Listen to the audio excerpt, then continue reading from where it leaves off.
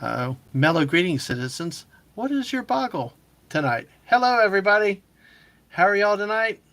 Welcome to another At the Movies with my great co host, Daisy Blossom Flower Child. Hi, my friend. How are you tonight? Hello, mellow greetings, citizens. We are an emote only chat on Twitch. Dadman Boomered again. Dadman Boomered again. I'm No, not even no, up. happy, joy thoughts. Happy, happy, joy. Joy. Yes, yes. Oh, what a relief it is. Oh, We're we going to doing sing. commercials? Well, we can sing. It's the oldie stations, you know?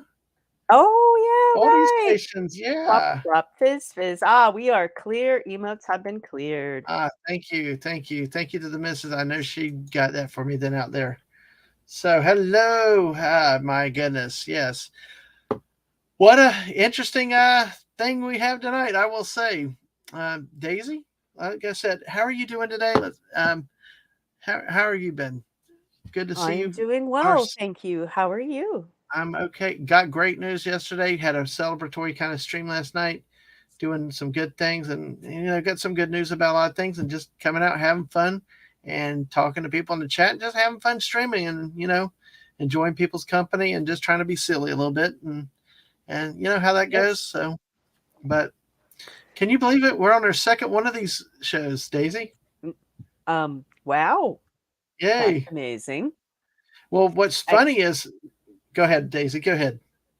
Oh no, I was just like, I you sort of said asked me to do it once and we organized that and then it seemed to go pretty good. And so now we're trying it again and it's kind of amazing to me and very cool.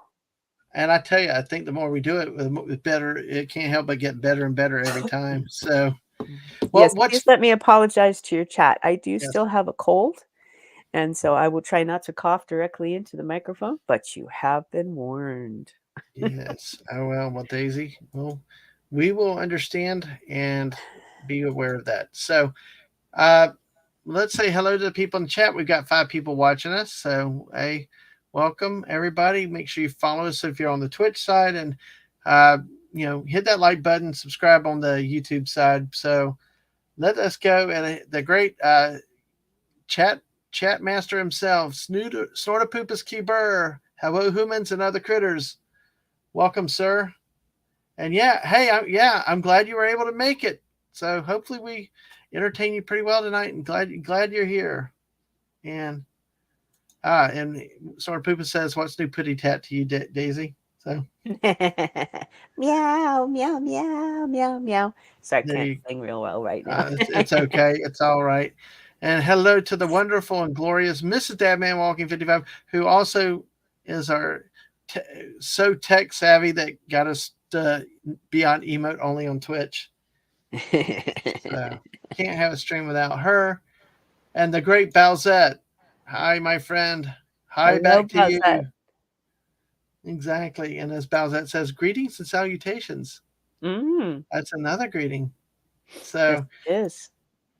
and hello to Lisa. Lisa, hello. Welcome. Welcome. Hello, Lisa. Welcome Yes. in.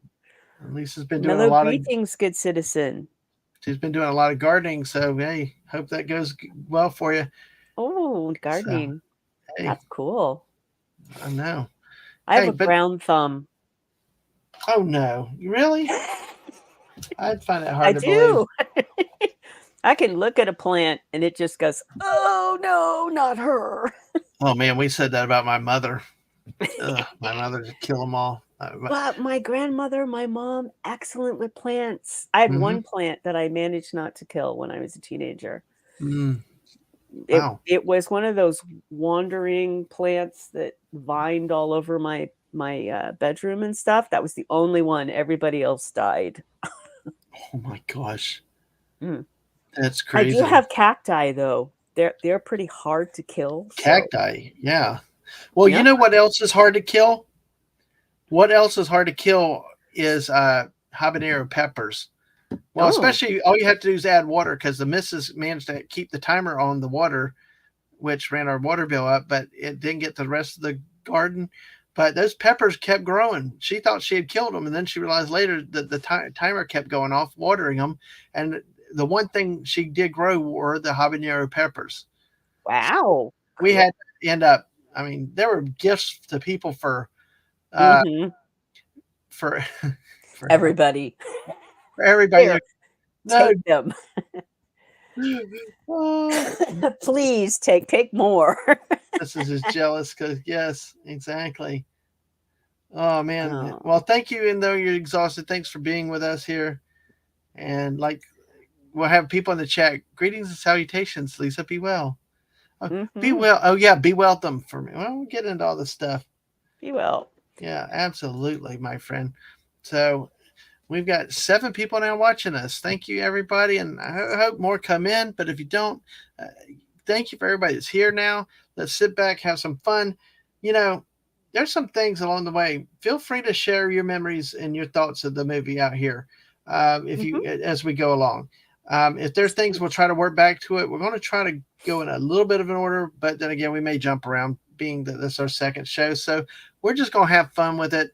If there's something by the end that we've forgotten to talk about, please remind us, Yeah. and we will definitely try to hit things like that. And because eventually, because you will see at the top of the screen, we will have some time. We have to talk about the three seashells. That's just a must, Yes. But But it is as our sophomore outing, so exactly, hang in there with exactly, us. absolutely, and that's cool. We love the canning talk and the thing, and yeah, Food.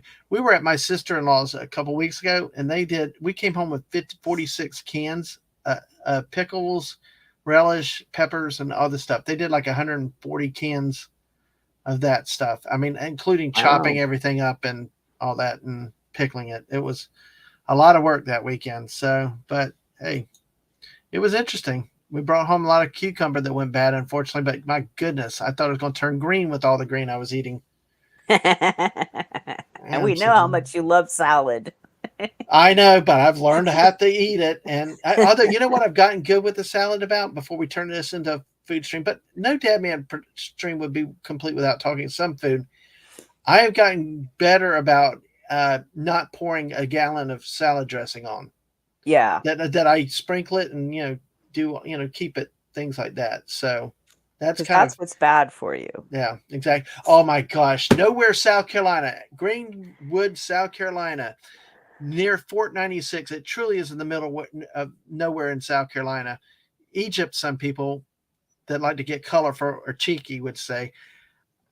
We went to this one little hamburger stand in this small town, and my oldest, got a chicken salad, grilled chicken salad. You couldn't see the chicken. There was so much Thousand Island on it. Oh It no, no, truly no, was like, would no. you like a little bit of salad with your dressing? Yeah, yes, I know. They just poured the salad dressing into the bowl and then they waved some lettuce over the top of it. See, I actually Absolutely. eat salad with no dressing. I know that's weird, but the members of our family do that. Well, the So missus I'll said you could put, do it with egg and stuff. If you have something that gives it some moisture, you could probably do that, right? yeah, or you can put like certain types of fruit to make Mm-hmm. it, or different nuts or dried fruit in it to give it some, it would still give it a little bit of the sweetness maybe, or tart from what you would normally get from the salad dressing. But yeah, we don't use salad dressing in our, Yeah, but I grew up in a household with salad dressing all over everything. And then absolutely. that's all you taste. I mean, you might as well just drink it straight out of the bottle and Yeah. forget the lettuce.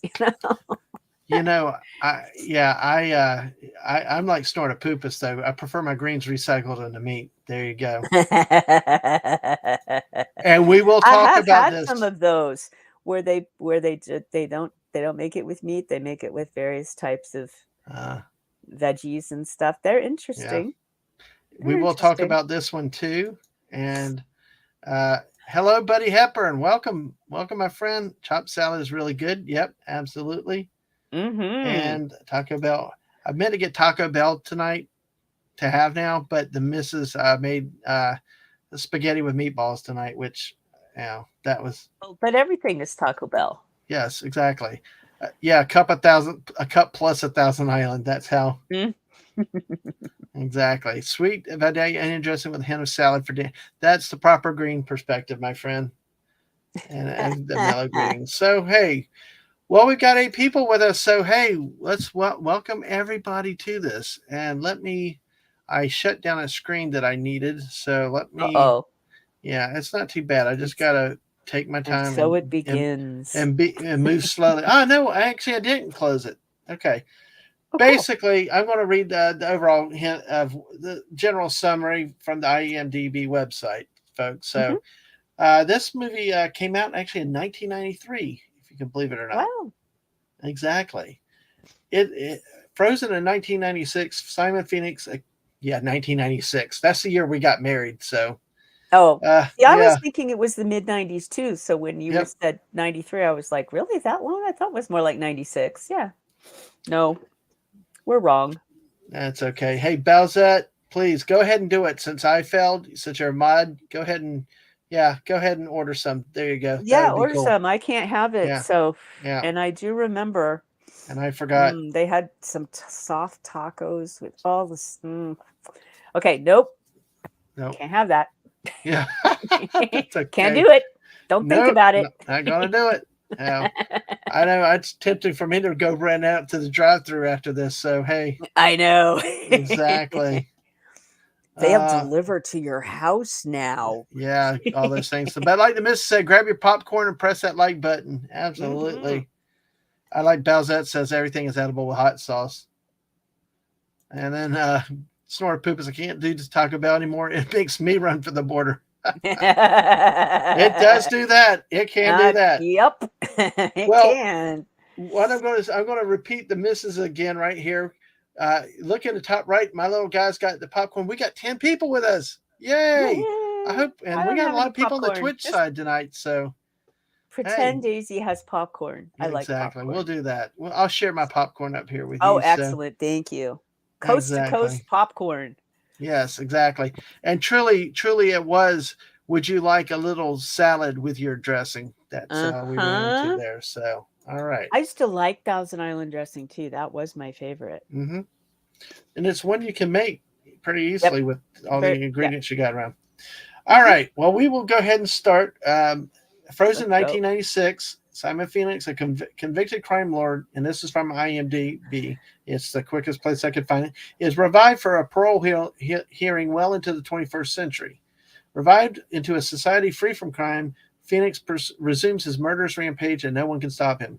John Spartan, the police officer who captured Phoenix in 1996, has also been cryogenically frozen, this time for a crime he did not commit.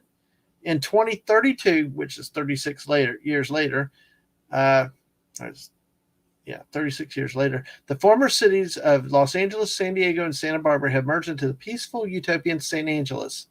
Unable to stop him with their nonviolent solutions, to say the least, the police released Spartan to help recapture Phoenix. Now, after 36 years, Spartan has to adapt himself to the future society he has no knowledge about. So, alrighty. So that's our plot synopsis. So, just some initial thoughts before we start going into the movie. When you first saw this movie, what did you think about it the first time you saw it? No, and I'm not because it's easy for us to say like looking at now in 2023 and looking back at past events and stuff. Mhm. Kind of trying to ignore that. But when you first saw this movie, what did you think about it? Well, we liked Arnold Schwarzenegger movies, my husband and I, and we were very into sci-fi. So Mm-hmm. and Wesley Snipes was still not as say famous yet, but he was a good actor.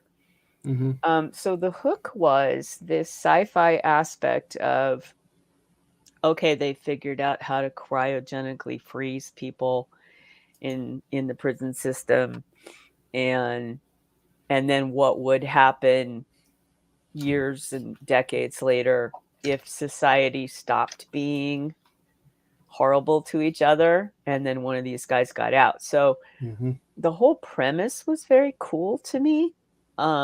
I did think it was all happening way too quick. I'm like, okay, we're nowhere near being able to popsicle freeze people.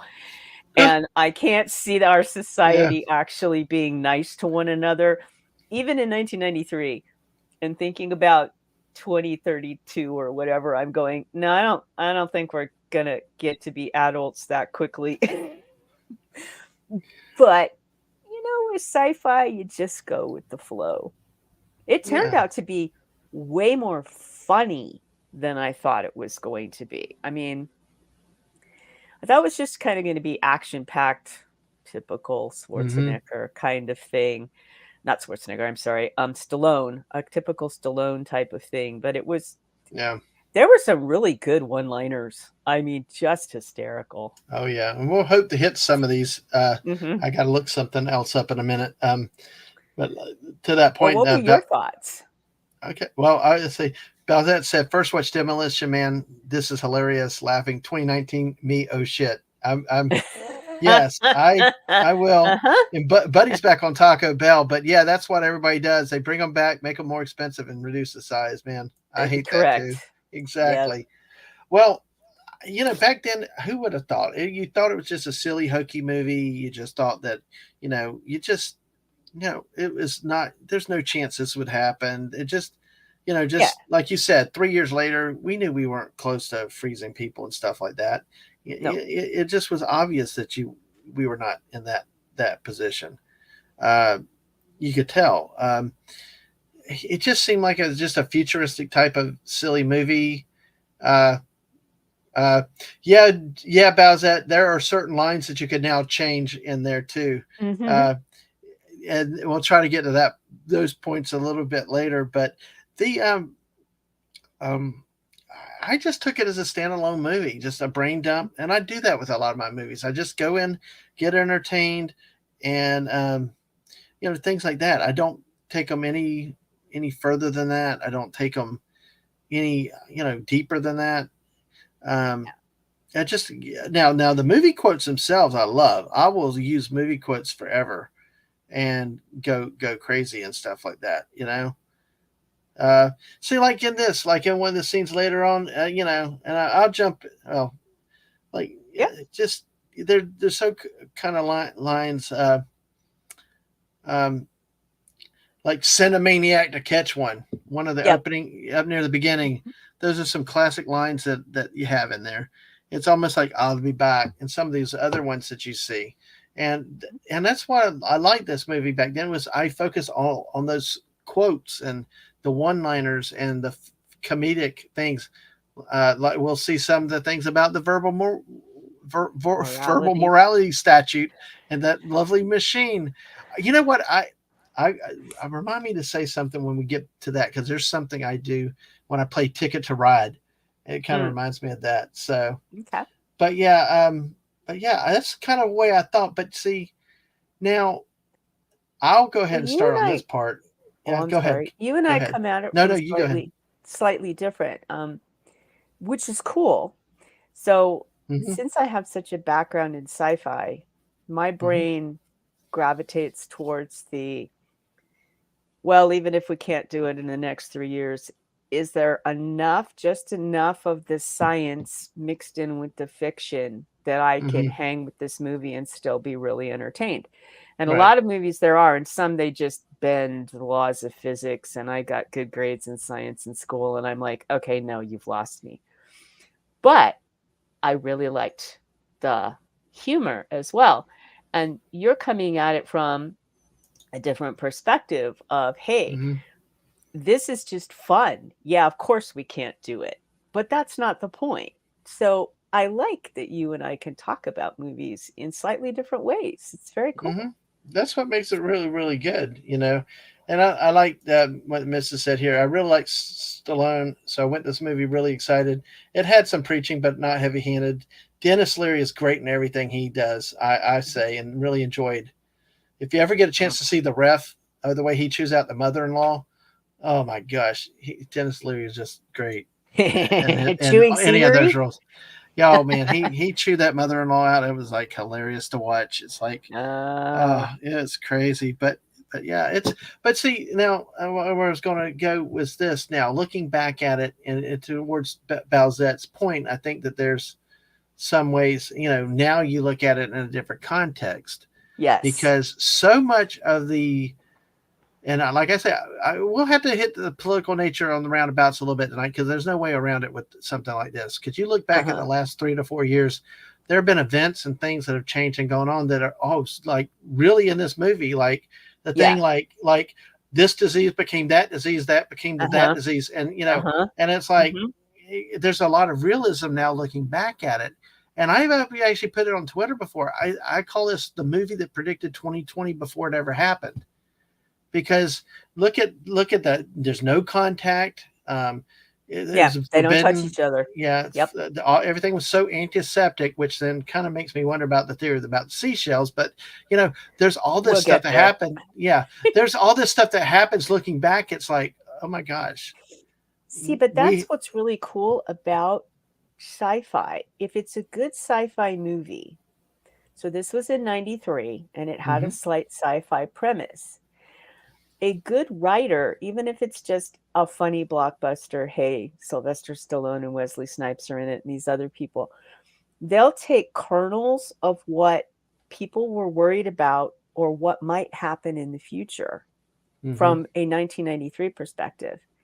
And now, decades later, we can look back and go, wow, they were right. That's what good sci fi does. Even if the sci fi is whatever, over the top and we're swearing and we're talking about Taco Bell and it's silly and whatever. But there's enough kernels in there that you can look mhm, back decades later and go, wow, what did they know that I was not paying attention to back then?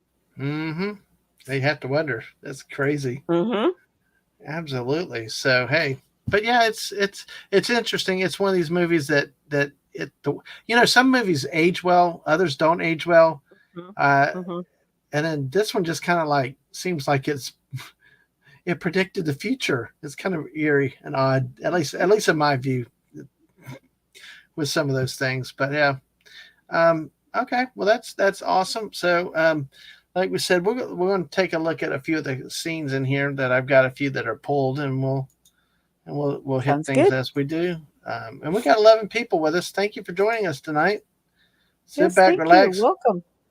pull up, get your popcorn, get your Taco Bell, get whatever, whichever you got. And like we said, this movie starts in 1996. Uh, of course, it came out in 1993. Um, Only 3 years later, you had all the riots and the fighting and the crime Mm. going on and stuff. So very, very worn down city and stuff like that. And as we mentioned earlier, you got one mastermind criminal and then one cop going after him. So we had this, the start of it. Um, it really dropped you into the really kind of the the depravity of the situation really quickly right into the movie. Yes, You yes. didn't start in a police station. You didn't Nope. start wherever else. It was dark. Things were on fire. You were right into there, and you know, looking for the hostages and stuff. So, how did you like the way they started this movie? I thought that was neat. It's a little bit like the last movies we were looking at, where they sort of there was no um preamble, there was no easing you into the situation. It's Hmm. bam, you're right in the middle of the action and you got to catch up. And Right. it's disorienting. And in this case, of course, it's dark and there's fires and there's helicopters and there's people running around, and light is hard to see and you're just playing catch up, which was very cool. Hmm. Yep. Yeah, it's really a good start to it. And I like movies that hit the ground running. Hmm. I like it when you don't have to catch up and you have to have Yeah, all we this had stuff to set up. You just exposit at you for yeah 5 years where they just da da da yeah da da da da, and it's like, okay, just can we get to the movie now? exactly. And movies like this do that. So basically, we have the scene in L.A. and then of course you go to John Spartan in a chopper with Zach Lamb, who's the African American helicopter pilot on the left. Who we'll see an older version of him later, but this was the way to drop in on site because Spartan had been trying to get Phoenix for 2 years, and Apparently, everywhere Spartan went, he blew things up, so he got the name Demolition Man. So, I could see him blowing things up. Yep, yep. That looked like a gentleman that was just gonna. Although I must say, I mhm. love his hat Oh yeah, with the wings on it. That the brave side with the sort wings. of Yeah. Tam O'Shanter. Oh my goodness. Yep, that was Uh, like, oh, I like that hat. well, he's got Sorry. nothing Side on note. but he's got nothing on me blowing up gas stations in Fortnite though. So No, this is true. This is true. You I can are park a those number one. semis. Yeah, but yeah, it's we got this. It starts off with this, and then he beats his way through the all the bad guys in the warehouse and confronts There he Phoenix is. there, Hello, and Simon. yeah, and then he's got him a gun, and like Balzette said, one of the great lines here is because he had got walked in there, and then Phoenix had laid the trap with the gas drums and Uh-huh. stuff, and had the Uh-huh. lit cigarette. He's like, "You up to your ass in gasoline? What you gonna do, soldier boy?" So, The other thing is in both of these movies, because the other one was from the 80s and this is from the 90s, mm-hmm, they're actually smoking cigarettes. And I had forgotten. I mean, you just don't think about it. mm-hmm. And then I'm watching the movie going, oh, yeah, that was a thing in movies. I don't do that now. No, I know. I don't know what the bad guys do to set gasoline on fire, but they don't smoke cigarettes anymore. So, Oh well, oh, the other thing, my yeah, scientific brain went, yeah. Go it's ahead. not actually the liquid on the floor when he clicks it into the liquid. It's the gas fumes that are supposed to ignite. And I Right. don't know that they did that exactly right, but it was still a cool scene. Yeah, yeah. It's true. That's true. It's always that's why it's the fumes at gas Uh-huh. stations and warnings and stuff like that. So Correct. yeah, Yeah. but see, yeah, It's that about Porky actual Pig. gas that's the problem. Yeah, Porky Pig used to smoke too. Yeah, many other characters. I remember those Yeah. days. Yeah, Oh yeah, Porky Pig in the cartoons with all the cigars. Because yep. that used to be a big thing. Oh yeah. Although that's in Roger Rabbit too. The Well, I think the even Daffy Duck smoked the cigars and or Bugs Bunny because you remember probably. they gave it to Elmer Fudd and it would always explode on him. Yeah, right, right, Yeah. right. Acme exploding cigars. Exactly. So we got this. See, and the movie will pick up more because a lot of the beauty of it happens as we get into the futuristic society. But Yeah, but this the just set it up. yeah, the setup and the modern times, and then see we got a fight scene here. Because once the building goes up in flames, of course Hmm. he's trying to find hostages, the bus passengers. It's Yep. like Phoenix said. Let me see if I can find the quote. Yeah, well, like, where are they? Or Yeah, let me oh, see if I can wait, I find. might have the line. Yeah, Dust settles. What's the matter yeah. with you? Nobody invited you. Blah, blah, It's blah, a blah. great line for what he. I know. I'm trying to. Oh, no, that's later. Oh, I'm looking at the script. Sorry, guys. I'm scrolling. I'm scrolling.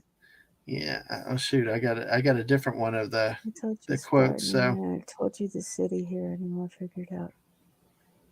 Damn bus drivers wouldn't listen. yeah, Arrest yeah, me. that's in the same area. It's right in that area. You're in my kingdom now. 50 blocks in every direction, and it's mine. Yeah. Yeah, yeah, it's over. No, no, no, no, no, no, no, no. I'm missing it, guys. Sorry, my Well, reading is what he not was. fast Yeah. enough. But he What he does said. ask about where the Yeah. Well, specifically, like, so where are the passengers or yeah, something but like what had that? happened, what he was saying, what Phoenix was saying right in that situation was always, he's like, the police got it, the postalman got it, but the damn bus drivers just didn't get it Oh to stay yeah. out of the Oh, area. okay. So I think what I got. There's an FU Spartan. They're Yeah, gone. I told the city no one comes down here anymore. Cops figured it out. Postman figured it out. And there you go. The yep, rest of your line. there you go. And that was the start of all the good things. So Yeah, because I think they're looking for like 30 or 40 passengers about from 30. a public bus or something. Yeah, that Mm-hmm. were taken as hostages. I don't believe we ever actually see any of them. That's by virtue Nope. of having been just Nope. dropped in at the start of the movie. Well, see, and that's what happens. They reveal it by saying, the one character comes over and ends up telling, the chief, the on scene that they found bodies everywhere, Mm-hmm. and that was what they had found, was that they found the bodies, but they didn't take the time to figure out if they were dead or not when it happened. So it's Uh-huh. that was the hard part. So, but Well, yep, and I think they didn't they try to do a scan for heat signatures and yep, that's what he they said. didn't see He, them. Yeah, so yep. they might have already been And dead or he said that. Well, see that yeah. that's kind of what that's one thing with the plot I kind of didn't understand, because if unless he had no way to prove that there were no heat signatures, but hey, Yeah, and you it's would think someone would say, "Yeah, we scanned and there weren't." But yeah, again, hey, it's it's a a movie. movie. We'll let it slide. Exactly, and yeah, snort a poop is I like that. I like those candy cigarettes and bubblegum cigars back then. So Yeah, I know. I stick exactly, to the candy cigarettes too. We don't do that anymore. yeah, no, yeah, you I will never see tell the you that hostages because they were dead. The British Hmm. equivalent was they did black licorice in the shape of little pipes, little ones. They don't do Ah, that anymore either. oh really? Yeah, really. It was just Yep, licorice. I mean, just like the candy cigarettes were just solid sugar. But yeah. yeah, they just decided that they won't do anything like that anymore. So, which, we did. I don't know. We all grew up reasonably okay. At least I think I'm reasonably okay. Oh, I Yes. mean, you I know, I yeah, I agree. Yeah. I don't think I stunted too much of anything. Maybe my I know. brain, I have no idea. I know. It's crazy. So, yeah. And yeah, we don't see it because they have a character come reveal the thing. So, Mhm. that's Yeah. how they revealed it. So, The then explosion was beautiful, though. yeah, it was. It Practical was great. effects. It was Exactly. gorgeous. And To then the whole find building, like, yeah, implodes. exactly. Exactly.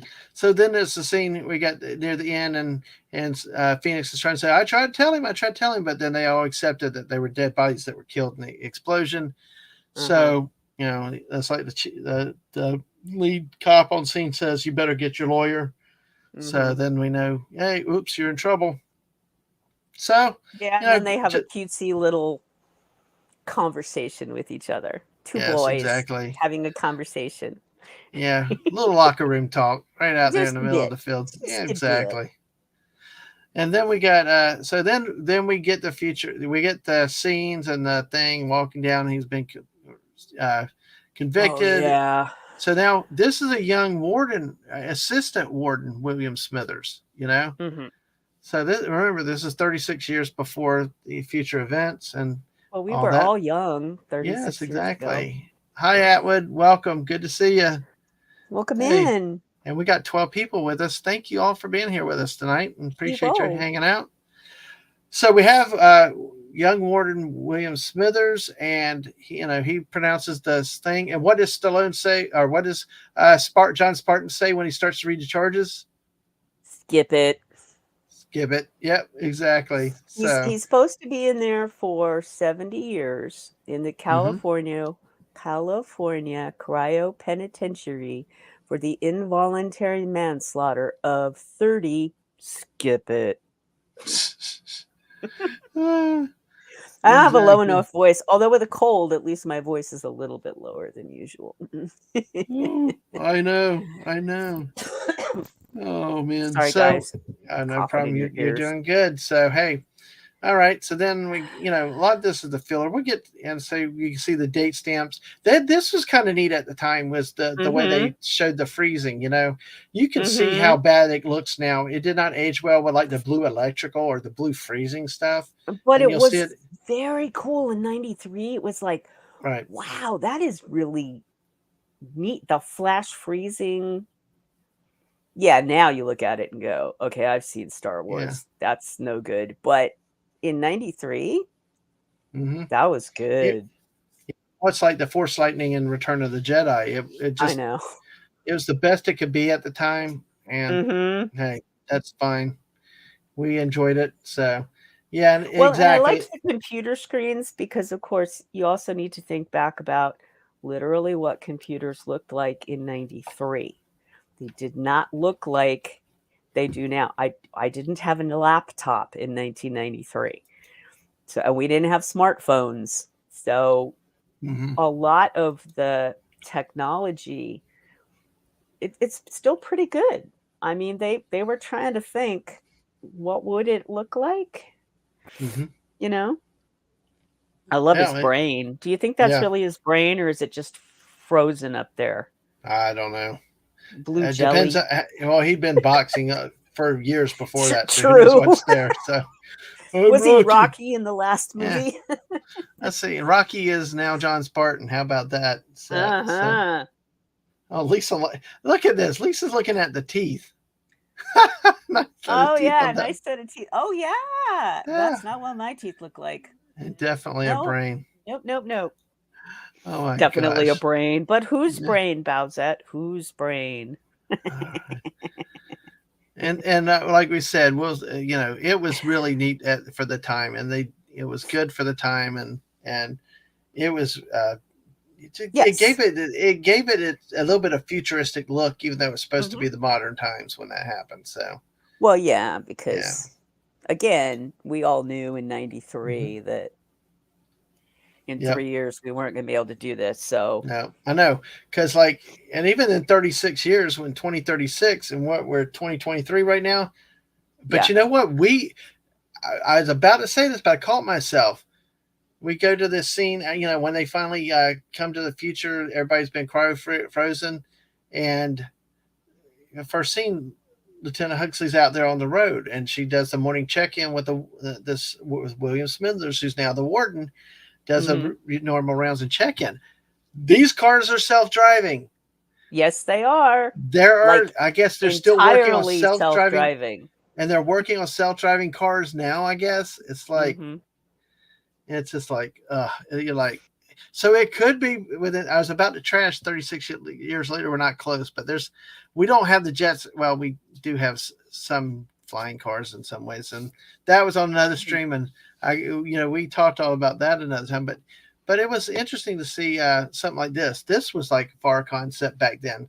Is the fact of a self-driving cars, and absolutely bows it. Yeah, prototype Teslas. Yeah, those are what they're Yep. working on now. So, and Mhm. even mass transit, I understand. So, but so yeah, so then we go in here. He checks in with the warden. You know, Not nothing only ever that, but happens.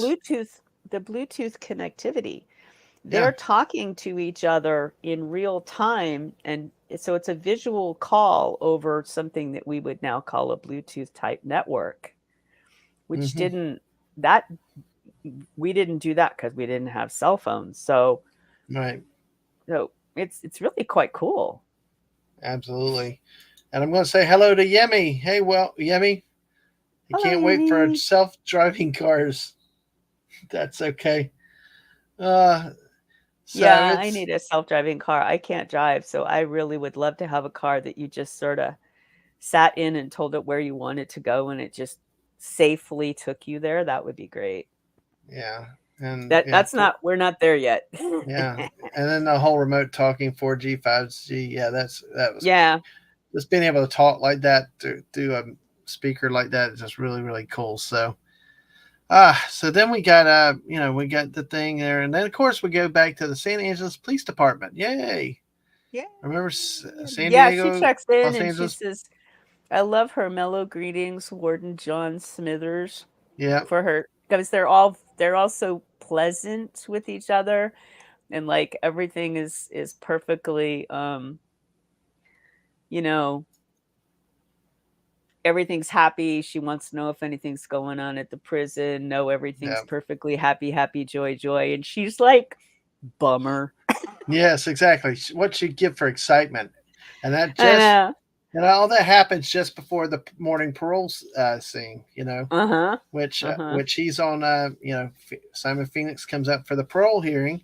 There's your warrant with this William He Smithers got a again. little older. Got a little Yeah, just a grayer. little bit. 36 years. It Mm. catches up with you. So Even in a and good environment. Too much Yeah, Taco Bell. too much Taco Bell. Well, wait till y'all see what Taco Bell served back then. I don't. I I think we'd all know. be starving then. So, Oh and my I agree. God, yes. I've been to restaurants. I hadn't seen this movie in a really, really long time. And they Uh put huh. that food down, and I went, oh my God, I have been to a restaurant like that. And literally, you go out afterwards and, like, okay, let's go to a real restaurant and eat some Yeah, real food.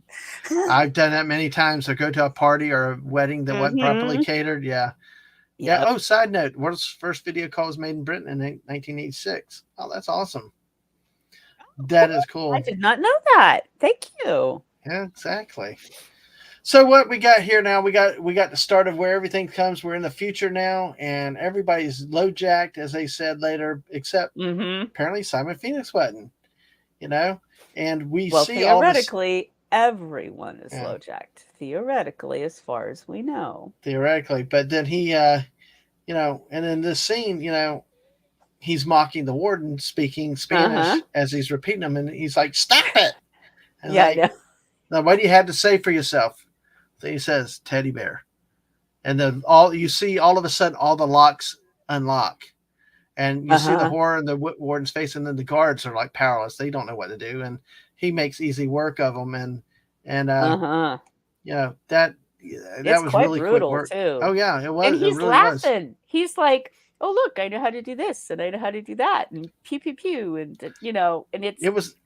not It's like a like normal human being." well, it's like he was realizing he's doing stuff he didn't do before. He got new powers or Correct. something. So, and we'll Yeah, like how see did more I about learn that to do later. this? Yeah, he didn't know Spanish. He didn't know how. And they asked the guard asked him, "How do you know the password?" He didn't know. He just No, knew. he So, just knows. so But he then finds it all funny. amusing. Yeah, It's exactly. it's not like so I sort of think even though I really like sci-fi, if I suddenly Mm, woke up, you know, many decades later yeah. and I suddenly could do things that I knew I did not know how to do before going under, I would be a little more, wait, what? Yep. What's Yeah. happened? Yeah. Why does this happen? He just takes it all in stride, like, hey, this is great. I Oh, can do all kinds of stuff and I can kill more people and yeah. like it's no big deal. Yeah. And yeah, it's years and years of programming. I think at that Uh-huh. point though he doesn't realize it. No. John Spartan doesn't realize it till it's told to him. But yeah, that's what happens with all that programming over the years. And Yeah. we'll talk about well see Well, the programming. I'll Oh, talk yes. There's a I'll whole talk about the thing on. yeah I'll talk about the programming when we get to John Yeah, Spartan yeah, here a little yeah. bit. Yeah, the So yeah, yarn. yes, exactly. Hmm. That's I something wonder I can't why. do. So we'll have to have other people. God Well, bless my grandmother. She mhm, tried. I don't even think after 36 years of programming you'd have gotten me to be able to knit ever. yeah, well, I know, but apparently it's good programming. And to the missus, Yep. we'll talk about that shortly because there's one reason he had one. There was like Dr. Cocteau said, isn't there a thought in that barbaric brain of yours? A single thought. The name Uh-huh. Friendly, Edgar Friendly. Yes. Mhm. Yeah, sorry, I jumped the gun Yeah. on the knitting. Sorry. Yeah.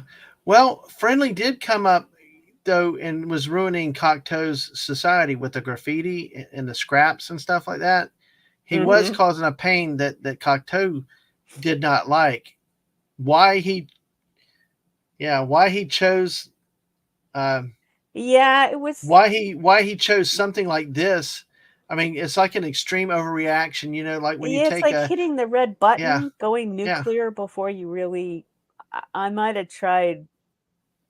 I mean, he had the pick of the litter in the Frozen. You Hmm. you think he could have maybe he simply did not realize after 36 years Well, the thing how is, how many genuinely psychotic this guy was? but you know what? He had we'll talk about it towards the minute because I'll tell you what later what I think he thought. You know, I'll preview it here, Yeah. but then talk later. Is that how many times we think we can train something and we're still in control of it? Well, That's ultimately, true. it's a rude Wild awakening when we animal. realize that we're not truly Mhm. in charge of something. Hey, True. pop culture mechanic. Oh, the chat jumps on me. Be back. Hey, Pop Welcome Culture in. Mechanic, good to see you again. Hey, thanks for coming through. We got 14 people with us tonight, Daisy. Thank you, everybody. Hello and welcome in, everyone. Hello Make over sure, on the Twitch side as well. If you're yeah, lurking, we love you. follow us there and make sure you hit that like and subscribe if you haven't over here on the YouTube side. So Mm-hmm. we have the fight scene. He gets out of here. I won't show the pictures because of whatever Yeah, censorship since whatever it is, but it's just an use your optical scan. imagination. Yeah, it's an optical scan Oh in and God, out. yeah, that. Yeah, so Ugh. he used I a little. closed my eyes. I'm like, Yeah, yeah, okay, I remember R-rated movies. exactly. And Bowsette, I agree with that. You're right. Psychoto is psychotic in a different way, but he was psychotic in a way that everybody did his bidding. They allowed things to be done under his control or allow him to make the decision. Yeah, absolutely, Yeah, definitely psychotic with that, and yeah, controlled by maybe any means necessary. Yes. he wanted to be more of a almost maybe dictator-like Hmm. psychotic. Like, I know what's right, and I'm going to make everyone else do what I want, what I think is right, and also that I have control over everything simply Hmm. because I think I do. Yeah. Yeah. So it really was really cool to see the way he got out of the thing with the Oh eyeball and yeah. the pen. That was like Yeah, you yeah, yeah, yeah. definitely hide your eyes on It, that one if you're squeamish. So yeah, I closed my eyes. I knew it was exactly. coming though. It's Yeah. telegraphed, so you can close your eyes if you're squeamish. Exactly. And it was such a peaceful society, that they had not had recorded kill Oh, the what they call murder, death, kill. mm-hmm, a code Murder, death, 187. kill. Yep. You hear And it that just bleep keeps saying that over and over again. Murder, bleepa death, kill. bleepa Murder, death, bleepa. kill. Code 187. Would you like to assign a coroner? I know. So it's like We don't have everyone. enough coroners. No, I know nobody died, so it's like, geez. So, but yes, so then he breaks out, and then he gets out. Then the next thing you see another, while they're talking about it in the St. Angeles Police Department, they're talking about it. Then there's another MDK in the garage, Uh-huh. and Huxley Oh, this looks to is see his hysterical. doctor's conveyance still in the garage, and it's not. It's in transit. So then coordinating, triangulating everything, they tracked him to this location, the corner of Wilson and Santa Monica. Protect, Yeah. serve. 4 minutes, whatever second. They're all proud of themselves, and they come Oh, up yep. there and see With they this get. Yeah, handheld computer. I love it. I love his overalls though. He So took the smart. overalls off the guards, and then with that orange shirt, it's like he really looks out of place compared to everybody else in the future. Yep. And then the leader there has that little uh, instructor box of like how to do Uh, police work. how to do police? How do you approach the? What do they call him? This not the Maniac. psychopath, maniac. Approaching How to maniac. approach the maniac? Yes. To instruct maniac to lie down, put his hands behind his back, Uh huh. and and it's Yes. like, and then the second time before, just for this, it's like, do an firmer tone and add the words or else, and it's Uh like, oh my gosh, that really ticked him off. So, huh. and Uh-huh. oh yeah, pop, yeah, exactly, or else. That was the thing, Yeah. The and the or Mrs. else. And the misses, the dichotomy of brutality of the killings and sanitized computer voice reporting was very disturbing. Yeah, it was Yeah. just like, Yes. yeah, it was very Yep. brutal, very, very rough. And then, yeah, yeah. So, sick of this. Yeah, but see, I will say, yeah, I don't necessarily know that they were conceited, but it's just that they were not used to this type of thing in the society.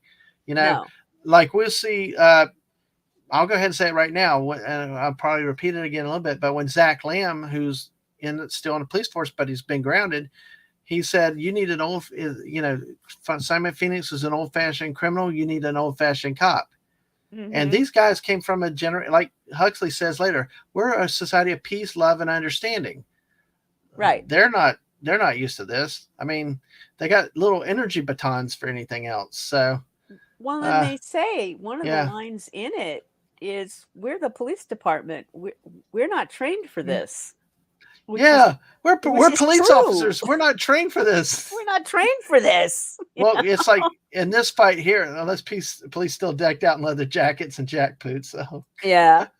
yeah, but like in this fight here, he runs the one guy with the sunglasses through the glass, and then there's one other on the other side. He jumps on top of the car, smashes the glass in, throws one out, and then the other one gets out of the car, but then he doesn't even know how to fight. It's like he's just toying No. with them, and so they Yeah. really don't know how to do it. So, and hello to Theme Park Casual. Hey, Theme Park, good to Hello, see theme you park. tonight. Absolutely, good to see you tonight, my friend. Oh my goodness. So yeah, keep sharing your thoughts and opinions and everything. We appreciate it. And hey, uh, yes, exactly, Bowsette. But I do think that a lot of that is, yes, you're right. He thinks he's the smartest in the room. I think he's Mm-hmm. privileged based on his power. Like he tells John Spartan later, he can't conceive how he wore a badge. Well, a lot of your chiefs, a lot of your police people will know that sometimes your guys that bend the rules might be your best cops or to get things done too. But, it's just, he's from a prim and proper society. And I think that affects a lot of way he is. And, it just, they're it's like nobody questioned Cocteau. Everybody took what Cocteau said blindly. So, and hello to the Padawannabe. Hey, welcome. Uh, they When would did we try to get to hug the this? bad feelings out of the Okay. criminals. We we're waiting. Listen, folks, I can't put a poll because I don't know how to put a poll because you got to have multiple choices. Uh, Oh, but yeah. basically, when we talk about three seashells a little bit, I'm going to ask y'all to tell us what you think. Okay. All Mm-hmm. right. See what you want. But Because welcome, the internet Padawannabe. Good to has its see. weirdness. Yeah. And that's true. And that's true. You got to be careful to what extent you want to bend the lines, and things like that. But definitely, yeah, it's yeah. I understand that, and sometimes though we have rules for a reason, but it's but I got you there. I understand that my dad was a police officer, so I understand that very this and yep, a lot of PCs for politicians and pencil pushes. So exactly, make sure you have the evidence first. Exactly, that's a good one. So Daisy, we got 15 people with us now. Thank you everybody for coming in. We appreciate you being Yes. with Thank you, us. everyone. Yes. So now, see, we get this scene here. He only beats everybody up here. He sings into the microphone, the end of the national anthem, and busts out the speaker. And then he blows up one of the cars on the, in in the background. This was a scene here, Daisy, right here when during the fight. This was the we're not trained for this. We're police officers, as I only know. Rob Schneider could say it. You know. Oh, exactly. And let me say hello to Jeremy. Hey, Jeremy, welcome in, my friend. Pineapple and pizza. Okay, that works. Hey, Snore Poopus, there are no rules for you, sir. You're the great polar bear. You can do what you want to do. And pizza. So, but yeah, I love that line in here, watching the fighting and all. And you notice, look at the acting here with these things. Okay, and there are other scenes that I could show you pictures, but look at not only Schneider here, and you heard what he said, but look at the lady to the left. Look at the like shock and terror in Mm-hmm. the face. There are other pictures that we could pull that show people like holding their mouth and or doing different things that that are showing horror or shock or surprise. Look at Zach Lamb. Yeah, he's like, He knows he because you remember before this point they were like who they wanted to they looked at the morning parole hearings, and when he heard Simon Phoenix he said that's your guy, because he knew that that was the only person that could be capable of doing that. But yeah, that's what I think with the acting too in some way, because we talk about the jokes and a lot of the other stuff, but in a lot of ways it's really well acted. You get the uppity police chief, you get the all the naivety carries through, the naivety of Huxley, but of her love of the 20th century, but not realizing how bad it was. I mean, it's nostalgic look, but it was not all great either. this is true. But then we do that. We tend to look back Hmm. at farther back in history through a tad of the rose-colored glasses and not really understand Hmm. what life was Yeah. like back then. You know, like the Yeah. if you're into westerns and what the Wild West might have actually been like, and you don't, you can think parts of it are cute Yeah. like she does Yeah. and not really understand, well, it wasn't all Hmm. cute. Right. Well, see, but that's one thing that I picked up was that you just look at him. It's just like a cop that's seen it before. It might have been a while, but Yeah, he wasn't he surprised. So remembers. Well, and I exactly. like when you can take a still photograph like this and you can look Hmm. at, say, the quote unquote extras in the background. Hmm. And are they even registering the right what's going on? Like you said, Hmm. the extras in the background are doing the shock horror, what's happened? Wow, I don't know what to do. And that's really good. Hmm. Yeah, absolutely. And, that it gives it a whole effect. It gives you know, Mhm. it adds to the drama of the scenes. It's the scene and the tension in the movie. Because, like I said, there are other scenes where they pop between the different uh, board operators. So you can see it in each one of them. That yeah, yeah, I like that. Uh, the character Zachary Lamb saying, "I'm getting too old for this shit." Yeah, kind of like was it Lethal Weapon? Was it Danny Glover's character that said that? Yeah, exactly. You know, everybody has stood the assignment. All right. So we got let's see. So then after this scene, he goes. So then we get to the debate about what to do. You know, Mhm. what to do. You have the scene where they're sitting around talking about it here. Uh, Yeah, and I'm going to talk to the missus here because it goes to even the police officers too. It's and this above ground society was trained to not think and pretty much do as Yep. you're told because it's better for everyone. Like anything was bad for you if it was deemed bad, then you couldn't do it. Correct. Salt, cussing, exchange of fluids, etc., and stuff like that. Mhm. So that's what that Although that on a bled over side into all note, elements. people, Hmm. you do need a little bit of salt in your diet. It's required. Yeah, Not as much as we put all over our yeah, movie popcorn, but you do need some of yeah. it. I But know. yeah, they were trained, Yeah, yeah. you know, and Well, they like went along this. with it. Yeah, like in this, they got something that they were never trained for, never expected, and they're trying to figure out what to do. And then, like she asked Zach Lamb, "Is how did you do that? How did y'all apprehend him?" And he's like, 12 state manhunt, bid on unsolved mysteries, and at the end it was one man, John Spartan. So it's and that's when they got the idea about, hey, let's unfreeze him to go after him. You know, and I like one scene. And I don't have the photo here with it too because just before this, Chief Earl had been on the phone with Cocteau about the situation, and of course Cocteau's like, "You have my extreme confidence, or my utmost confidence."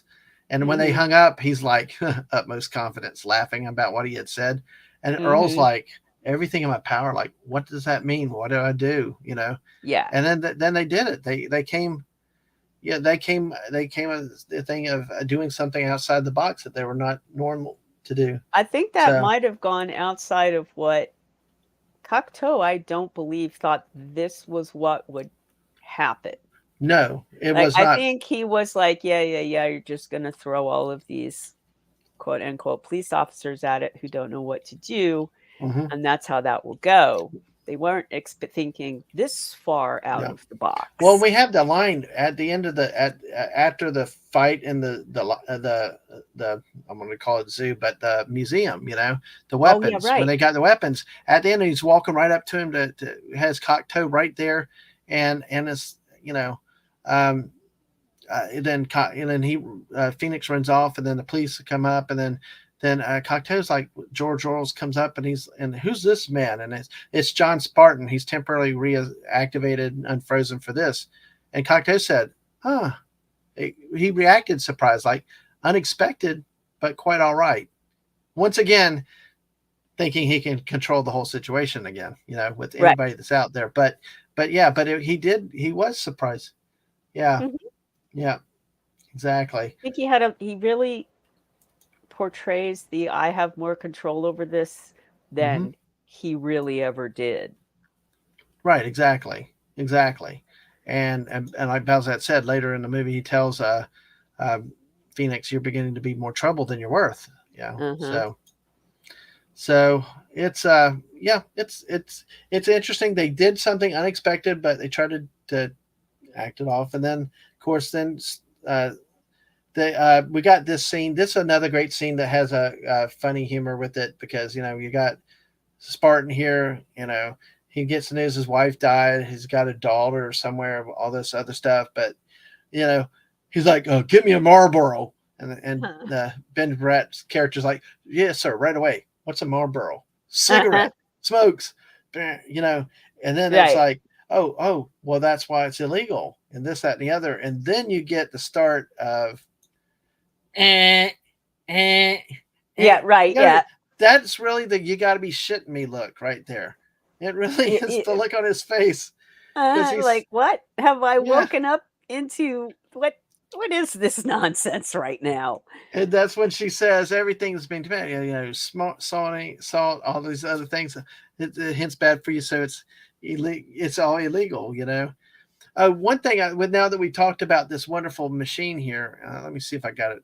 Let's see. I think the different machine. Actually, I'm going to It here. is amusing that it's still Yeah. spitting paper out.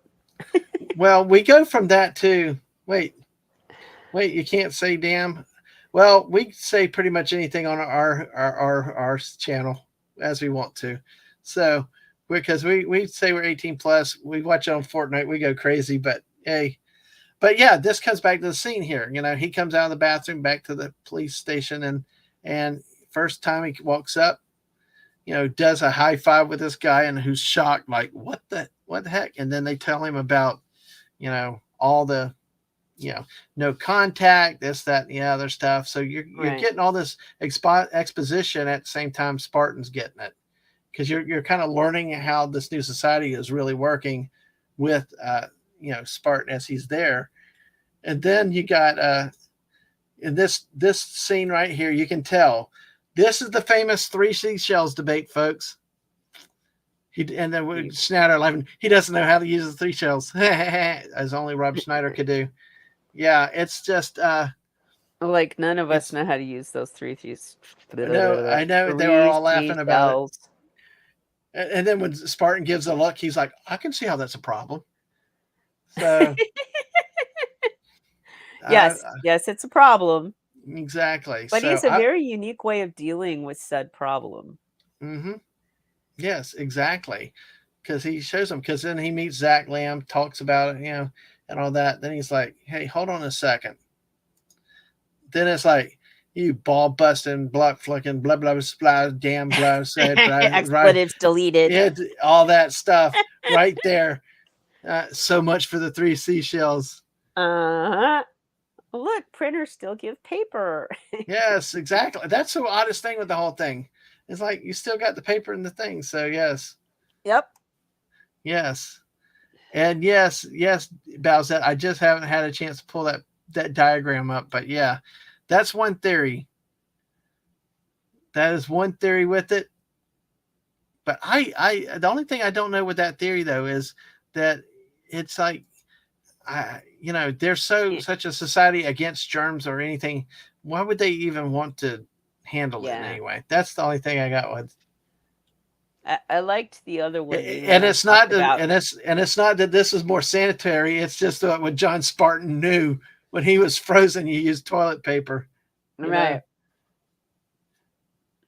Oh man, yeah, exactly. And some of these, yeah, exactly. I agree with you. Yes, I agree. It Yes. is probably one of those inconsistencies in a movie that you could probably point at, Maybe they but you maybe just they thought embrace a it. bidet was a step too far for Yeah, American audiences. yeah. Oh yeah, exactly. Yeah, exactly. The seashells are supposed to be more sanitary, but I don't see how they would be though. But No, I don't yet.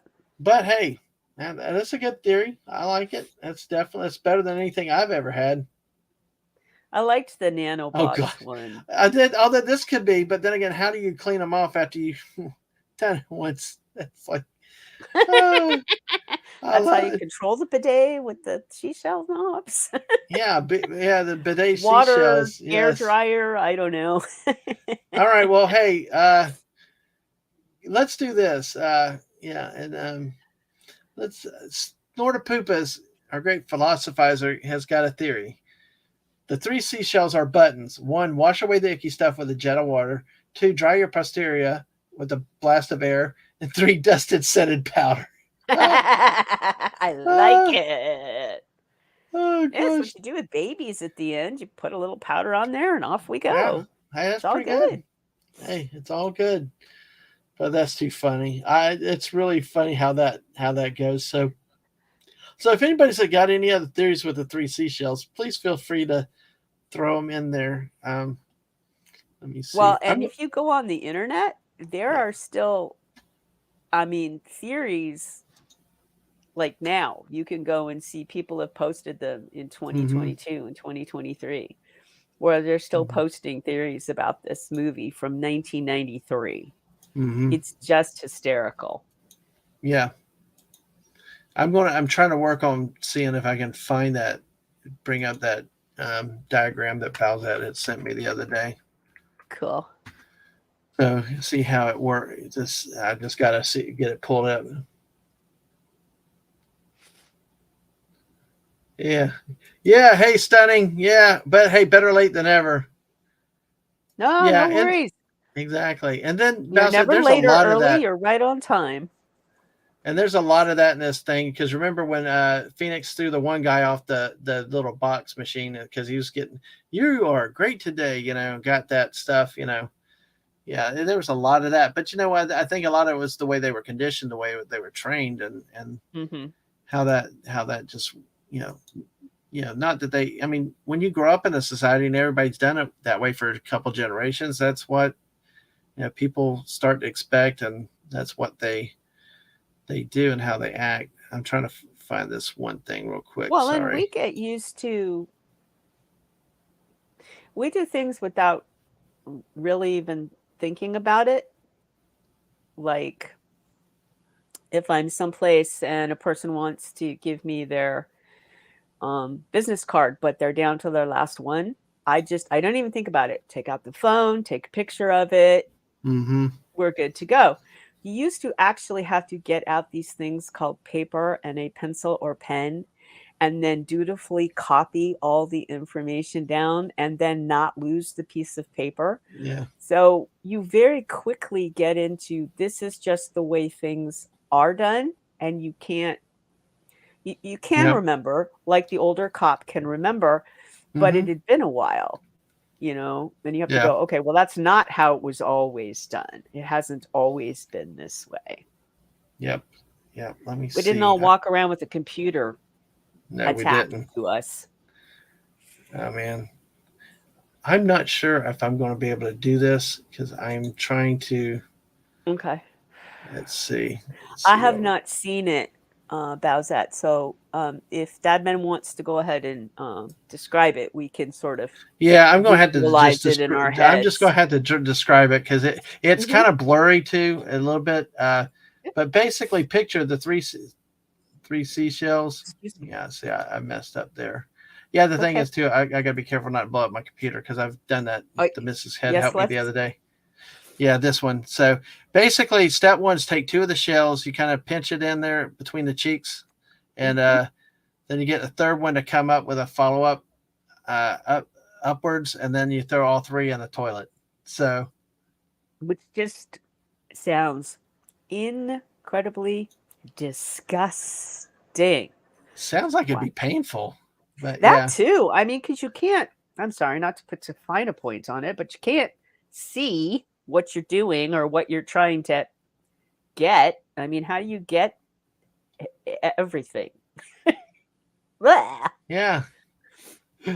Oh man, I know exactly. Mm, All right. Well, but that's the one theory with the three seashells is that we have Snortopupus's theory. So, but Patawanabing, let me go back up there. Says Rob Schneider comes out of the bathroom covered in powder. I think we have to call maintenance again.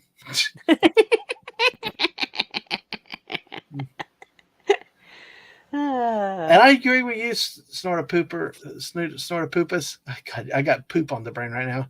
But Yes. snort a poopus keeper, you'd be better off using a corn cob. You probably darn well would after what I saw. There are several things that would work better than. Yeah, exactly.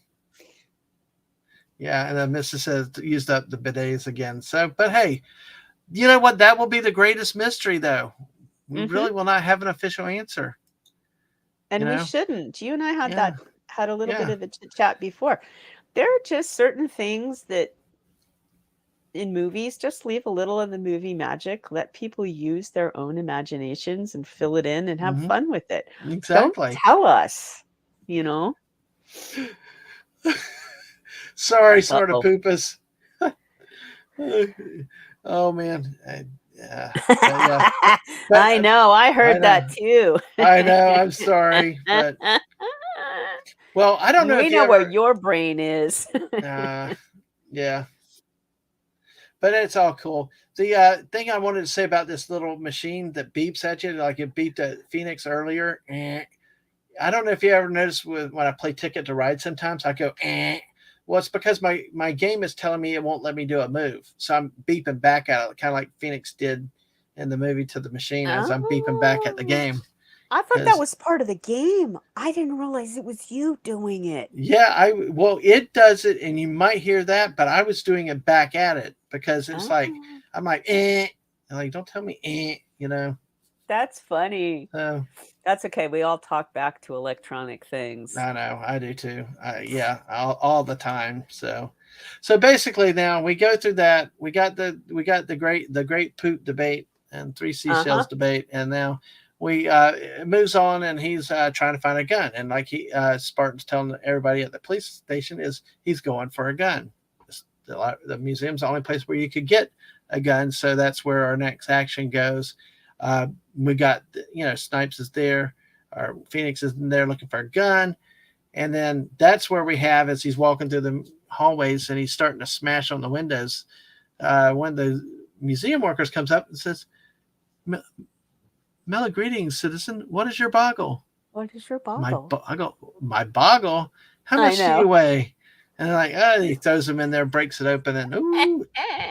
You know what's funny though? That didn't trigger the alarms. The shot of the breaking the glass of the shotgun didn't raise the alarms. It's firing a cannon. There was another big noise that he said it was a discharge on I think one of the other weapons that basically, ooh, sweet music to my ears. So and Uh-huh. that's what happened. And then it seals up the armory, and then he uses the cannon to blast out of the armory. But then John Spartan's there, and then we have the battle here in the Yeah, but I you like it know when Phoenix says, "This is the future. Where are the effing phaser guns?" yeah, exactly. I like that. I like that. That's what I say too, Snort. Don't you beep at me, you son of a biscuit, mother frack, and bleep, bleep, bleep. Yes. Uh-huh. Yeah, there you go. So, the great fight scene. We have more explosions, more shooting, Yeah, and and things like the that. It little just, subterranean thing, if yeah. you've been to museums where they've recreated, like, dinosaur digs and stuff, and you walk Hmm. over the glass and look down, I thought that was cool that they said, "Okay, well, this was after an earthquake or whatever, and this is Hmm. what Los Angeles used to look like at that point." I thought that was Yep. very cool. And then you have the 2 dinosaur fossils from the past fighting down there. Uh huh. Yep. So we got, it was a really great fight scene. So, a lot of they finally get guns in their hands. But before that, we had them leaving the police station. Remember? Because they told him, where do you get a gun? It's the museum. So, love these self driving cars. They're programmed for the people who drive. He got in. He's like, it was too complicated. So then he just he's so he gets in the back, and so John Spartan, why do you look troubled? Oh, how about some oldies? And their oldies music were commercials from the 50s and 60s. Not even oldies like 80s, 90s. These were old commercials. Uh-huh. Yeah, And I you know know, the one yeah. And you know the one they started singing that got him here is the Armor Hot Dog song. Even kids with chicken pox, It's like, Armor love Hot Dogs, hot the dogs, one armor hot kids dogs, love love to to bite. bite. Somebody put me back Ta-da! in the fridge. I use Mm. that phrase at work all the time. Somebody put me back in the fridge. I was like, just, I mean, when I hear too much weird stuff, and yeah, stunning. Your people, yeah, the Transformers are taking over. So yeah, oh, it's it just it was very very interesting to see with that, and as we see within uh, between the two characters, you got the bad guy, you got the good guy coming into. Then they have the fight in the museum, and then we have the scene where uh, Simon Phoenix gets away, does not kill Cocteau, even though he's right in front of him. Because you know what? In the programming, that was one thing to make sure that he could not harm Cocteau. And that was important because you could see Phoenix is wanting to get rid of him, but he can't. Mhm. And then he runs off. So then he saves. Then it like John Spartan's given credit as the hero of the hour. Meets Cocteau, who says that this is unexpected, but quite all right. And then he says, John Spartan as my hero. Let's take you to dinner at Taco Bell. I Taco remember the Bell? commercials for Taco Bell that use that dadgum quote all the time. You know Uh-huh. that They was like OD'd on it. they OD'd on that one. But see, I love. But then after that, and then Cocteau's talking to Chief Earl. Huxley's like, "There's a new sheriff in town. You you you you matched his meat. You licked his ass." And he's like, "It's met his match and kicked his ass." Because she's all these 27 quotes, 20th century quotes, and got them all mixed up. So, Got them all mixed up. Yep. uh, so it's a cool thing. It just was, it was that was another thing with her character. She was so, just those innocent mistakes with how to do it. So then when she finally got it right near the end of the movie, it was a you're like, hey, she got it right, and I even Spartan recognized it. I also like the President Schwarzenegger library, Yes, which is where she goes and finds all these things. yeah. His popularity led to this and to that, and all Did that they stuff. change the So, constitutional thingy mabobby? yep, It was exactly. funny. It was very funny. Yeah. So, and so then we've got they're back at the station talking about it, and he's like, "What I wouldn't do for a burrito, all this stuff and all this, So they're trying to plot what he's going to do next, and the police computer says it'll be a crime syndicate, and it doesn't match. And at this point, Spartan's already concerned about Cocteau because, like he said, uh, basically, how long he says to him a little bit later, how long was that gun pointed at your head? And it was like, it's like 6.5 or 8.5 seconds too long. It's basically Spartan knew something was up because Mhm. Phoenix does not just let somebody live like that. He just ran off and stuff like that. So, No, I'm pretty sure he had the weapon pointed at him. He just couldn't. In fact, I think mhm, he sort of looks at it a couple times like, what's wrong with this picture? mhm. Yeah, something's not Because he right. doesn't understand why he can't. Hmm. And Exactly. that's when Cocteau says, don't you have something to do? Don't you have Hmm. someone to kill? The name Friendly, Edgar Friendly, Uh huh. rolling in that barbaric brain of yours. Yeah. Mm-hmm. Yeah, and see, we also got introduced in these couple scenes up in here that that I like the exact Lamb called it low jacked. That the early ones Uh didn't. huh. Were in before they low jacked everybody later. But when they thought Spartan, they put a plan in him. But obviously in this case they wouldn't have done that for Phoenix. So because he's scratching that thing, and that leads me to one of the greatest lines I love to use at work sometimes is like when I get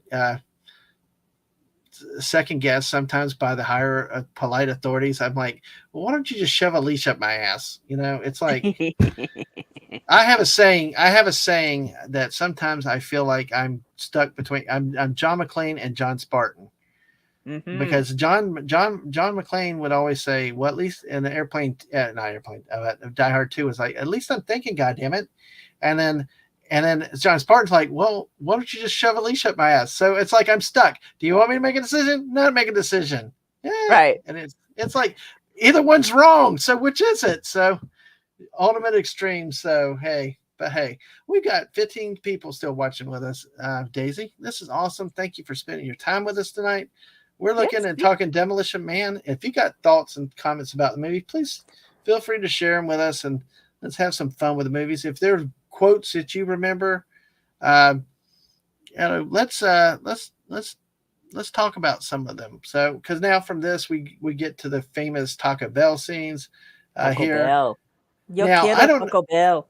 Yeah, exactly. Now I don't know if anybody remembers MTV VJs, but there was a guy that was on MTV back around the late '80s, early '90s. Then uh, that was playing the piano in this movie. Dan Cortez. Do you remember that name? I remember MTV. Yeah, I think I Yeah. sort of remember him. Yeah. Yep. And he's singing the Jolly Green Giant song. Oh, Well, yes. Oh, the God, yes. Valley of the Valley Jolly of the Green Giant. Giant. It's like it's hilarious with this movie. So, and with this, On every a restaurant beautiful is baby Taco grand Bell. piano. No, Stunning's like, do gas stations get blown up at this movie? Otherwise, it's a big 2 of 10 for you. Oh. Uh, oh, that's hilarious. So, No, they do blow things up, but I don't think there's gas stations not because like that would be that. bad for your health. Yeah, there's a great quote, Bowsette. You took a bump to the head and now you think you're Pancho Villa. Who? Never mind. At the end, yes, that's another great quote there. Um, but even, see, oh, shoot. You know what? There we go. I think I forgot to show a couple of. There we go. This was a scene that I was meaning to show here. This is where before the Taco Bell, where they're talking about Spacey Sprockets being Cocteau and freeing everybody, and they talked about the low jacking stuff. So then you get to the Taco Bell scene, and it's like Mhm. glamorous. Gotta The get all finest dressed dressed up. people, yeah, for any Taco Bell I've ever seen. So, I and then like this the is the food, glasses. yeah. But this is the food. I It's like a know. little chips No, with corn, tomatoes, or salsa. I mean, wow, what's that yellow stuff there? It's just I don't know. Do we it is wanna know? crazy. No, I don't think so. All I know is this is one of those. You're right, Lisa. Fancy. Dadman does Uh-huh. not do fancy very well. It's the missus that has to straighten me up for this fancy appearances. So, I mean, you know, like Well, I will fancy not. is all well and good, but Yeah, at some point you kinda wanna have some food. yeah, you got to eat at some point. Oh my goodness. So let's see. I'm looking at some of the other quotes we got in here. So yeah, it's basically there was one in here that happened. Yeah, he gets into a top Spartan and Cocteau get into a Mm-hmm, conversation with each other about whether it's, right, and you weren't here and you didn't understand and there were riots and, you know, we had to deal with all of the fallout. right, yeah, exactly. Yeah, let's talk about the food. We'll get right back to that, but let's see what that we got. Food comments in here. Stunning Oh, is like, okay, cool. is that just dog vomit? Mm, Lisa, I got a feeling Lisa would be somebody that would serve it like this. The individual loaded nachos. yeah, But see, she I might won. snort a poopus though. That looks like something a yuppie restaurant would charge $100 for. I'm Oh, like that. Give definitely. that absolutely. Yeah, because N- they n- did it. They plated it nice. It's very yeah, nicely plated. yeah, Little, and little, yeah, because Lisa said that's a correct amount of dressing, so I guess it's uh-huh. played very Yep. well. Let me see. Here's one I think that you've touched on, and I can let you talk about this one. Okay, Daisy. Uh-huh. Bowsette said they edited out all the Taco Bell signs and replaced them with Pizza Hut ones later, but they didn't edit the food. Yeah. So what I found on that was originally, for whatever reasons, and I believe it was Europe, rather than the signage being Taco Bell, if you saw those cuts of the movie, the signs were all Pizza Hut in the background, but they couldn't change it through the whole movie. Like, so the people are still referring to it as Taco Bell, but when they walk past street signs and stuff, it says Pizza Hut for the ones in Europe. Now, I don't know why they did it, but it seems like a very funny, weird thing to do because that's not what they're saying. And I don't know Mm-hmm. whether maybe Taco Bell's parent company was Pizza Hut, or they didn't at that time have Taco Bell in Europe, or don't have a clue. But there are, if you go out on the internet, there are pictures of the Mm-hmm. signage having been changed in certain, especially this, when Spartan is when they're all walking up to the restaurant, the signage has changed. It's really weird. Yeah. So I mean, I never knew that till y'all both pointed that out. That's kind of cool to see that. Of course, then leave it to stunning. Call it to have fun with Taco Hut and Pizza Bell. So Pizza Bell. yeah. So it's it's really really interesting with that to see how whether there's that's a good one. Taco Bell inconsistencies. Stunning. I'm gonna have to have you on one day. You're gold with you're gold with your wit, sir. You're gold. But hey, but yeah, and like you were saying that they were having a discussion at the thing about the society, how it devolved into something bad, and they were doing. Well, hello, Eric K. The wrench around everywhere. Okay. Hey, my friend. Good to see you tonight. Good to see you. Thanks for Hello, hanging about, sir. coming by. And Brian Hepburn's here. Hey, this was the quote at the table for the lady. What would you say if I called you a brutish fossil, symbolic of a decayed era gratefully forgotten? I don't know. Thanks. Thanks. Yeah, I love that. There are plenty of people I've wanted to say that to. Like thanks. I Of course, know. of course, Mrs. usually like, don't embarrass me. So I'm Don't like, do that. okay, I'll not. I just I like irritating people like that so much. So, but you know, they talked about the history of the society, why it was founded. What the order that was imposed and stuff. And you had people that didn't go with it, they went underground, and then they had that people that went with it that did go into it. And but I you know it's one of those things that's the society's evolved. And I think it's one of those things where if you grew up underneath, you stayed in that society. There was Mhm. no upward mobility if you were in the up on the surface. And yeah, everything was good. And all you knew was the comfort needs on the and that's why I think we saw ill prepared police. They had not had a non-sanctioned life termination in however many years and stuff. So there's all that you know Well, even the graffiti, they had technology to deal with the graffiti. So the police didn't even have to deal with, oh, somebody tagged the building or the sign and we have to go deal with that, because the technology just made the graffiti go away. So if hmm you can't deal with hmm low level things, how could you possibly deal with this craziness? yeah, yep. So and yeah, I will say yeah that and I understand on this point that Phoenix and Spartan were basically came into the society without choice. They were just transplanted into it. Zach Lamb Hmm. stayed, but then again, he's also a good character, solid character. And why would you necessarily go underground? I mean, society went the way it went, and they're two different parts. And I know there are bigger debatable issues and things like that could be taken with it, but Yeah. I, I love this movie just for the humor and the fun of it, and it did get a lot of that social, it did get a lot of the political and social differences through there.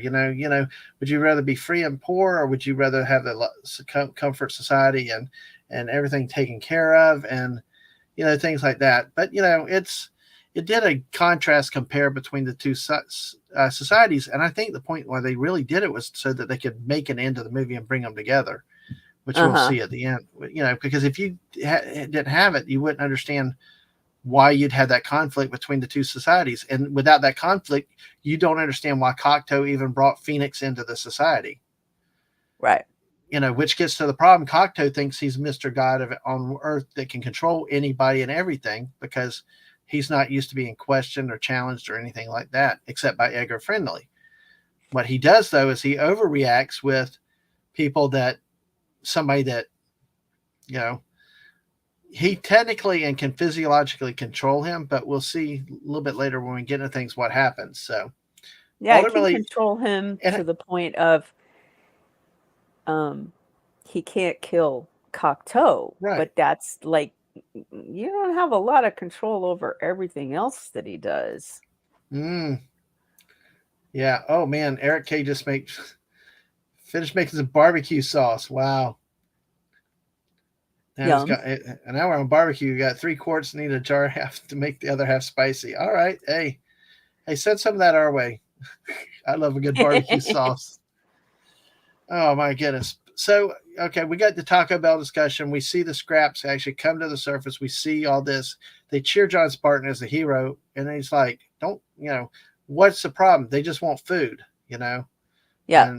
And yet everybody's treating them like they're the criminals of uh, horrendous criminals when they're just trying to eat and get food and stuff like that. So, ooh, oh, absolutely. Okay, well, DM me or DM you. All right, cool. All right. All right, thank you. Eric K as another guy I got to get with Axis Allies one day. Yeah. So it's let's see. So we're we have there. He comes off the hero and he yells back. Is like they're just wanting food, and it's the hero being compassionate though. It's just people wanting a basic human need.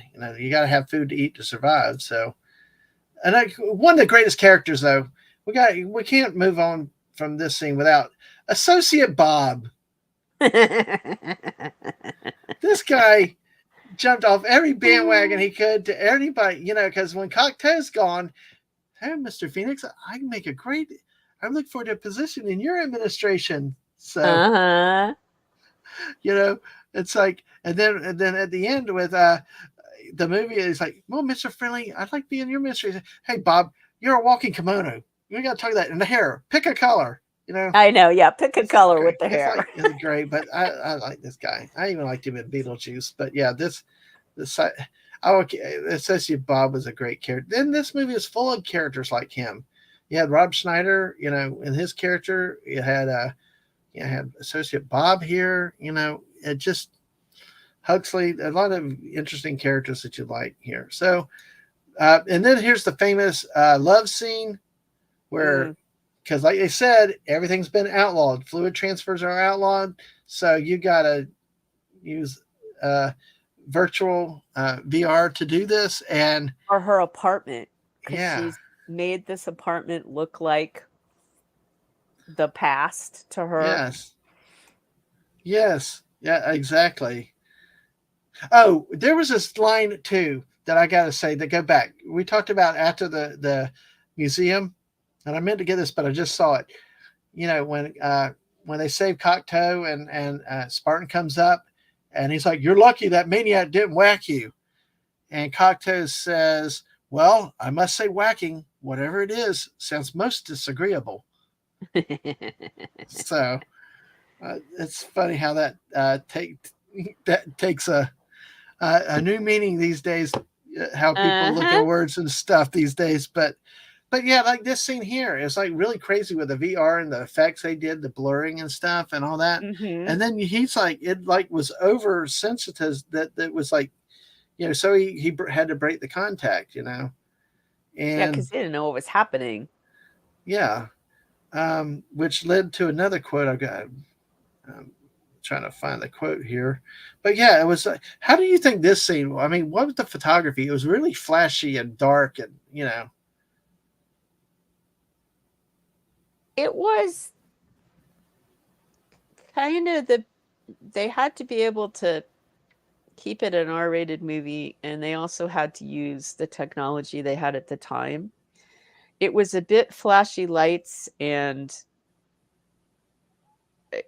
not the but it got the point across as to what they were trying to explain. And anyone who's tried VR now knows how immersive that can be. And we didn't know about Mhm. that in 93 when you'd seen the movie. Yeah. I think they kind of did the best they could. I mean, they got to skirt around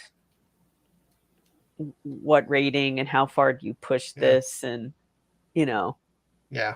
Well, I I, I like what they said here. Like she said, we were making love, and he's like, "That's what you call this?" what you call this, And then he yeah. goes into the boning, the hunk of chunk it, and he does all these teams, and she's like, "Ooh, the flu kind of no." And then she says, she's finally, and the way she does like that little perky little slam both feet down and point like that, Yes, like you are a savage creature, John Spartan, and I wish for you to leave my domicile now.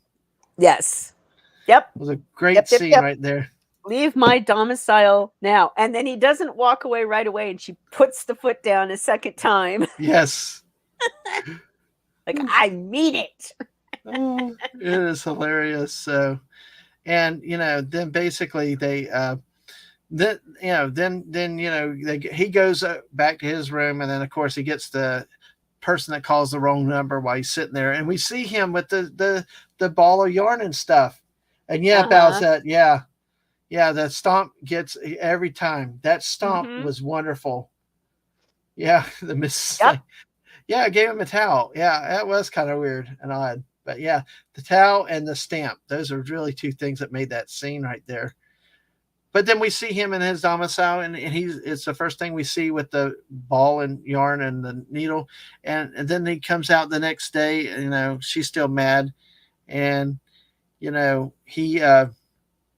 like, "Here, I made you a sweater, make it up." And she's like, "Oh, thank you," and all this stuff and all. So in the conversation though, when they're in the car, they're talking, and he's like, I, I I've got the quote here.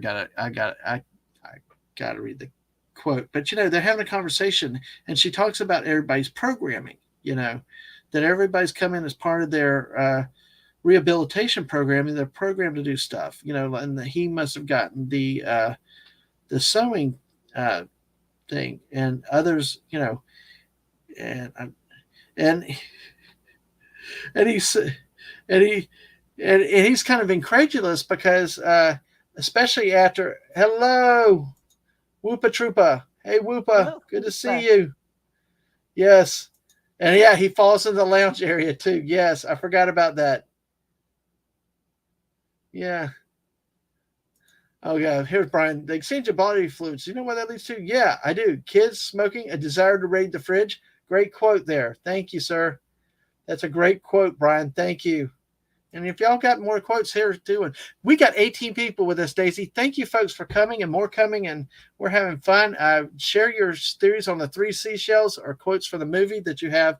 But when they finally, she's like, when Huxley finally says about Phoenix, he has combat training and all this stuff, and she's like, "That's not right. That's not shit the way it is." And he's like, uh, he goes in and he comes out all this stuff, but I'm a seamstress. That's great. I come out of cryo prison and I'm Betsy F. and Ross. yep. Yep. You know, what a great line too. So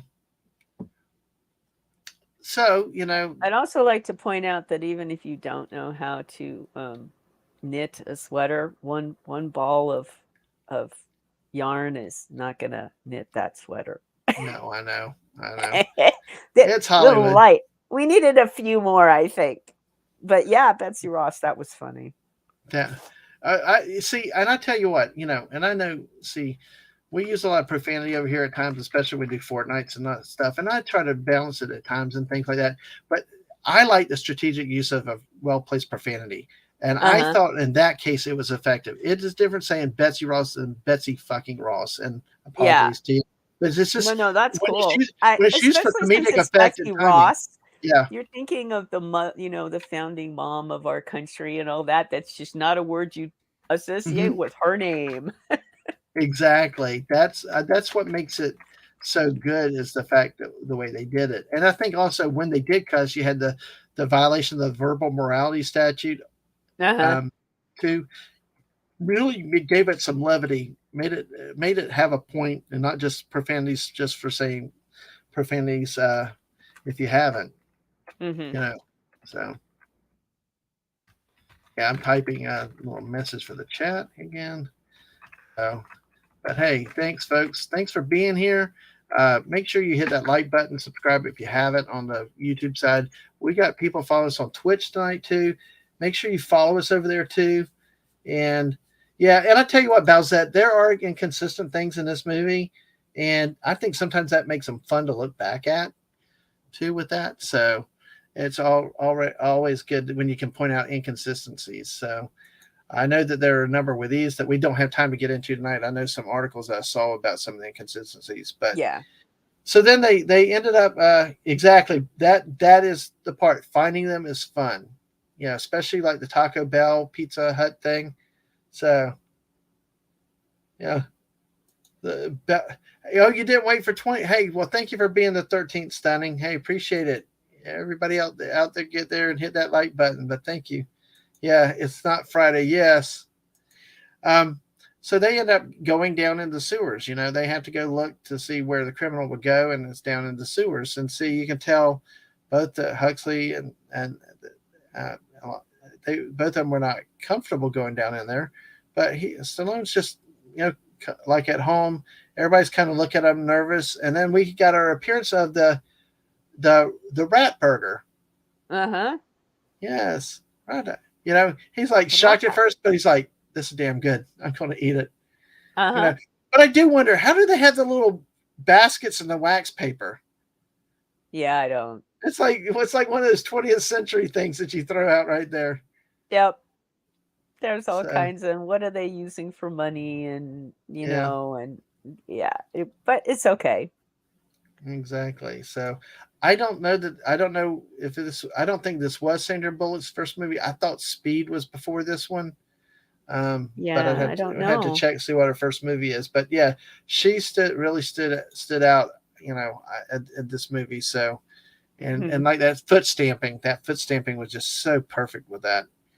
So they go down here, they look, they have to fight their way. They're looking for Edgar Friendly, and they kind of capture them. Then they run into Snipes and the bad guys, and which we have a scene earlier where and it's the first indication, and you had to wonder if Cocteau's starting to worry about his underwear being brown. We are talking about pooping and Mm, stuff earlier, because when he and Associate Bob get back from Taco Bell, the lights won't mhm. turn on.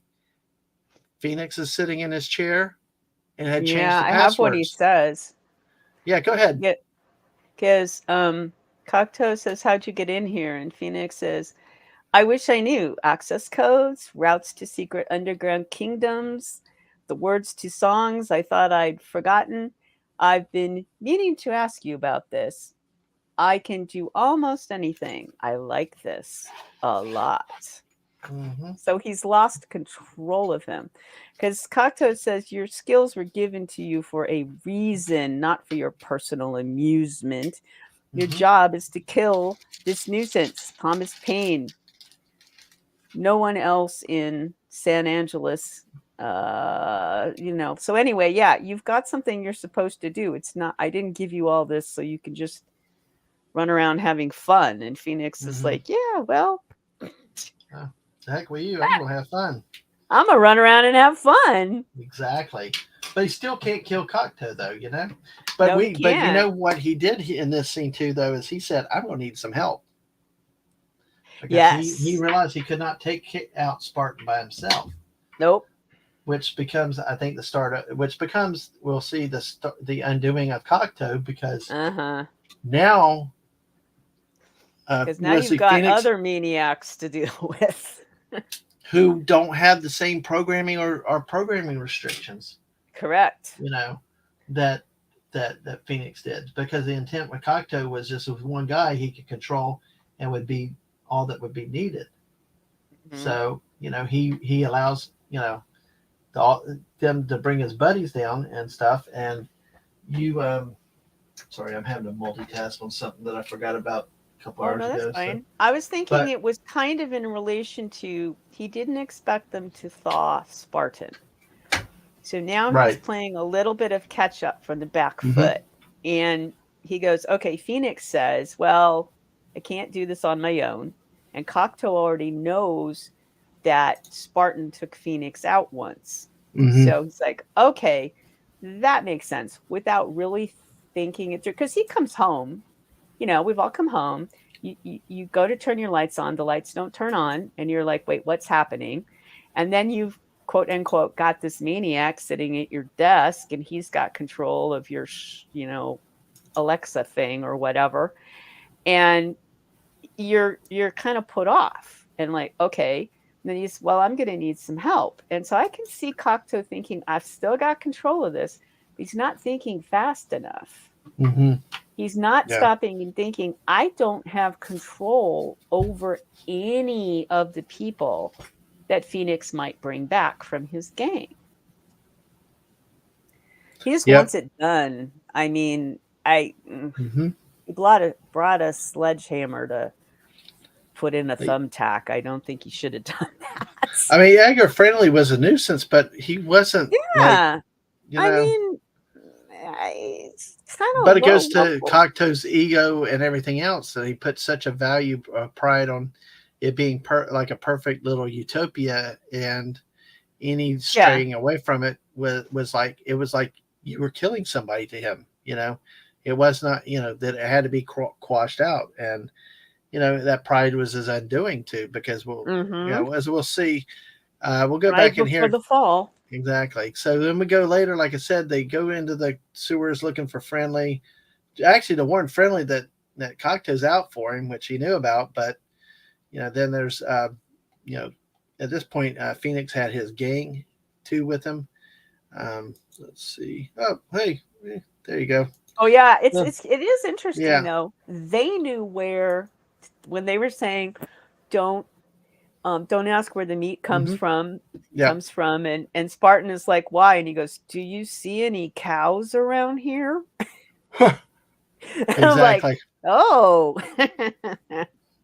No, exactly. So, and then what we see the fights from out here. It goes up onto the Hmm. city surface. And Wesley Snipes, or Phoenix is going to start to thaw out more guys. Like the group was not enough, and so the whole gang gets up in Cocteau's office, and Hmm. you know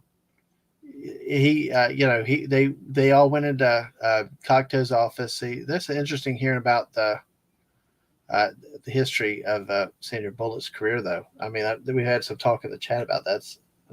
Oh, Exactly. cool. Yeah, and wanted control and deny control of Friendly and the scraps, absolutely. But many times we delude ourselves thinking we're control something uh, when we really are not, and that's what Cocteau did. Is Hmm. that he thought he was in control, and in this scene with the fire in the background, Associate Bob's there, and then Phoenix and the gang are there. Then it's like they're standing there.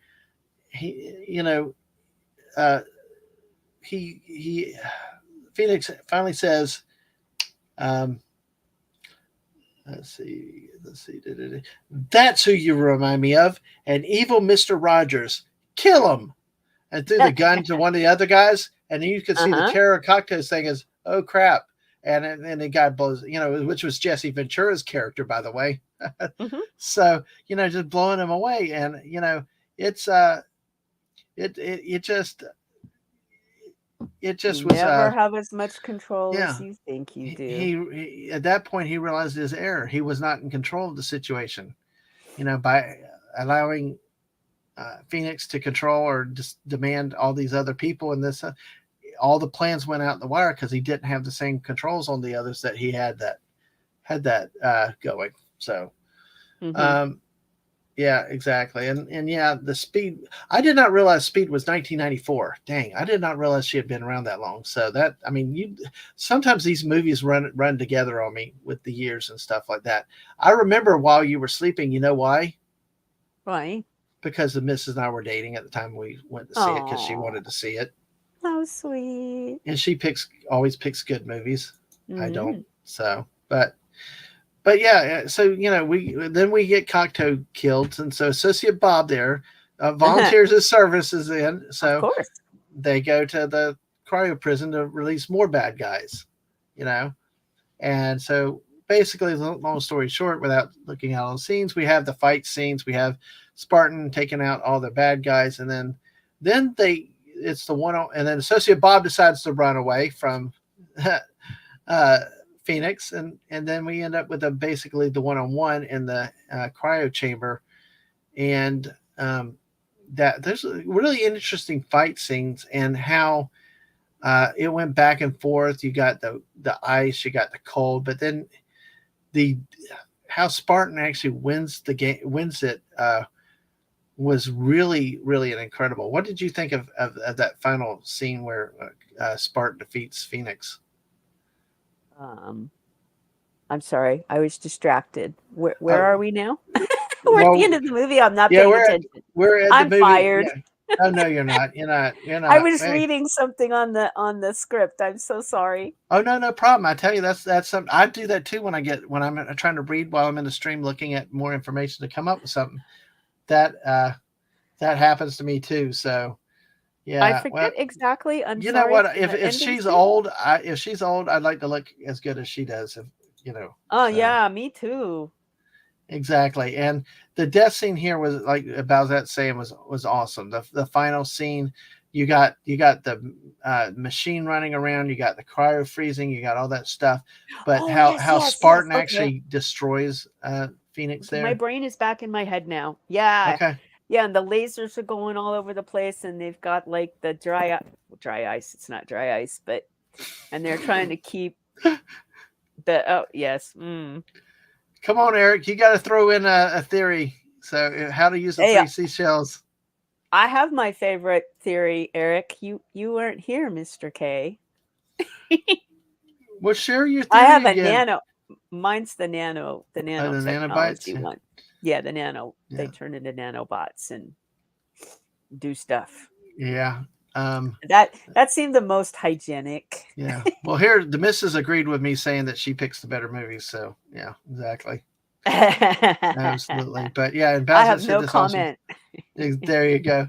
But the whole death scene, the whole fight Yes. scene, and at the end there, because it looked like he was about to defeat Spartan, who was on the ground, and Yes. then And then the what was so when he freezes and then it when they break like the ice thing off and it's got like body and blood kind of, but not running because it's right. frozen and thousands of pieces of ice all over the floor. It was like, wow, that's gross.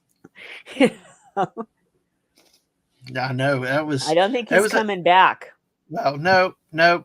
Well, I don't know because there's idiots at. Mm, I'm. I don't think they discuss No, cloning, right? no. Sorry, I'm Oh, having flashbacks. I'm having Star Wars flashbacks. I'm having Star Wars flashbacks. Don't oh do it. yeah, Don't yeah, do. yeah. Don't, Somehow, I no, got Darth Maul because they vibes. didn't talk about cloning in the movie, Yeah, so but we're not Daisy, you know going I've. there. But Daisy, have you heard any of my rampages about Darth Maul? About Darth Maul? Darth No. Maul. Oh my god. Oh my god. I hated. Oh, Oh, I and they hate. cut him in half, and Yeah, and then he magically came back in Rebels and all the other stupid series because they wanted some he clown with has horns and a double red lightsaber because they killed him off and they had got. That's a whole. the spider legs and all of Yeah, that from Clone Wars. Yeah, yeah. I'm sorry. he There are was a some sec. things he got cut in half, and there are He's a things second rate. below. He wasn't even a Sith Lord. He was an apprentice. That is He correct. did. He did something that more powerful Sith Lords did could not do themselves. I don't care Sorry. how angry he got. Sorry. Oh, I'm getting this is one of my wheelhouses because it is the biggest. And I know that they brought him in Rebels. I know they did all this stuff. I know. No, he died in Phantom Menace. He was in No Solo more. too. That's the word. Yeah. Oh God, my oldest kid nearly threw me out of the theater with that one. I started yelling out loud about it at that point. I just rolled my What eyes. I know I started talking out loud. Thankfully, there was nobody in the theater, but my kid was laughing at first. It's My true. kid was laughing, and then she's like, "Dad, shut up, Shut up. shut up." I'm like, no, I'm going to say what I got to say because these idiots. Anyway, now he's a leader of a crime syndicate. So you know, guess he what, was folks? so cool What? in the movie he was in, which was not the Phantom Menace, the next one. I'm sorry, episode 2. Attack right? of the Clones. Episode 1. Oh, look at this. Look at this. Focus. Tangent. No, Tangents so the with first Dadman movie and he was Daisy. in, Look at that one, that Daisy. whole fight between Darth Maul and Obi-Wan and Qui-Gon Jinn. Yeah.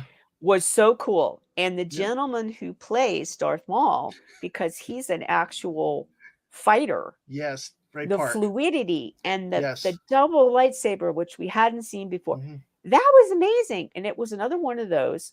Sometimes that's enough.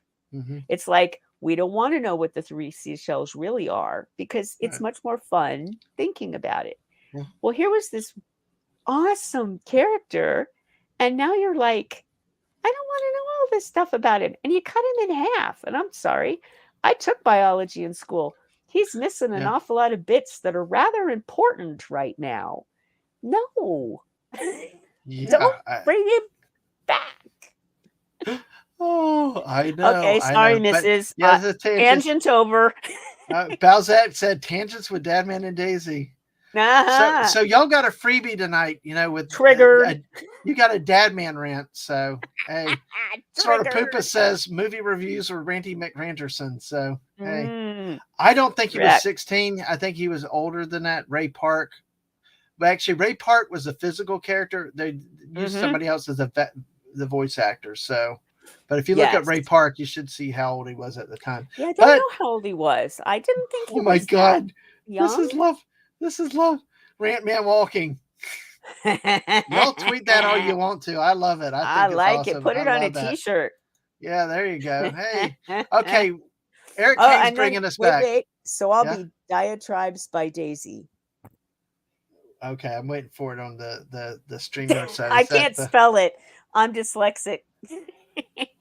You get Rant Man walking. I like Rant Man walking. All right, Bowser. I like you get that. the prize. Gotta write you get that the prize. down. Well, Somebody Eric K is trying to get us back on the topic. So yes, Eric K is a rent. He's one of those people. Get focused, people. Wrong movie. He well, I think one shell is washing one shell, eliminate anything remaining, and the last shell dries and scents the area. Hey, why not? That's a good theory. I can go do like it. Well, Stunning says Madman walking. Ah.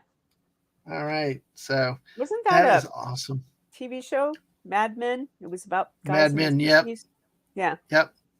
And so we talked about the death scene there. It was really cool seeing his head getting knocked off and all. Yep. Ice sculpture. What? No more rants? Oh man, it wouldn't be a Dadman production without the rants. So we talked food. Yeah. We talked seashells. We've talked the verbal morality codes. Now we're off on ranting. Yeah, there you go. I like that. Yes. This is the unknown question you don't want to answer. Everyone uses the same three seashells. I know. That was the other thing. It was like when they're fixated, when they're fixed to that side, you would think you would have to.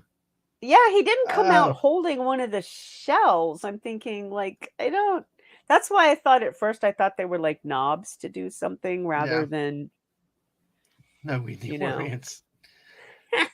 I will give you plenty of rants as I can. So thank you. But that one, when we talk Star Wars, is going to be crazy. So, but you had mentioned the Attack of the Clones. My oldest, the same one that saw Solo with me, was 2.5 when Attack of the Clones came out in the movie theater and saw it twice. 2.5 and watched a 2.5-hour movie. The second time she got so bored though, she's like, Dad, when are they going to quit romancing and start fighting? So I like it. Enough of this mushy stuff. Stop rolling around in the grass. Exactly. That's all I Yeah, could see. Those exactly. things, they look like giant ticks to me. Oh, you said ticks. Okay, sorry. Tick, Okay. tick, like the I, things that I burrow their heads into you you. don't want to know what I just anyway. Oh No. no, I No, have a cold. No, that was my definitely a my T. I think I just okay. figured out what you thought I said. No, Daisy See. did not say that. Okay, I didn't think so. Uh, Nope. Kylo Ren's gonna be Mr. Fantastic, yes. But see, They're I all gonna agree. chat's gonna go crazy. The Chat's bad gonna go bidets, nuts. yes. So, oh my gosh. Well, anyway, we still got 17 people with us, so thank you all. Thank you, Make sure you hit that everyone. like, subscribe. If you haven't, follow us on Twitch. If you have both sides, do both sides.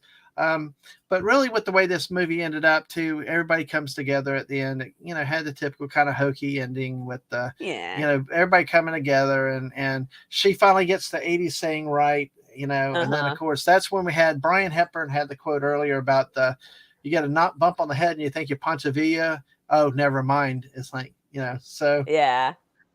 Who? Or how about this?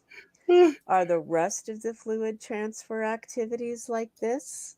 Because they Oh, kiss oh, each or other. this guy, oh, this, or yes, exactly, exactly. You're right. Yeah, she finally participated in a She fluid got transfer it. activity. I was like, Mm-hmm. yeah, She got it. but yeah, it's crazy. So it's I see what Mrs. said. Why three seashells when they invented the and then Brian said California's never ending drought to Mrs. Dadman walking. So basically, we've looked at the whole movie come through. Sting does the Demolition Man song at the end. Anybody else? Any other thoughts? Any other lines that you got? Daisy, any other thoughts? Well, I'm going to look at a few other quotes to see if I can find another couple I that we might have missed. don't remember. Mm, not Oh yeah, when they kill offhand. Cocteau, when they toss the body, he's like, toss another log, put another log on the fire. Oh yeah, right. Yeah, that was gross. But yes. Yeah, That fireplace was like, wow. That's that like was a big somebody's fire. Yeah. bedroom. It was so huge. Yes, exactly. Well, and we talked about Phoenix. We talked about Phoenix, and he was amazing himself and being surprised. There was a quote that he said in there. Let's see. I must have done something right in a previous life. Can't imagine what that could have been. You know. Oh yeah.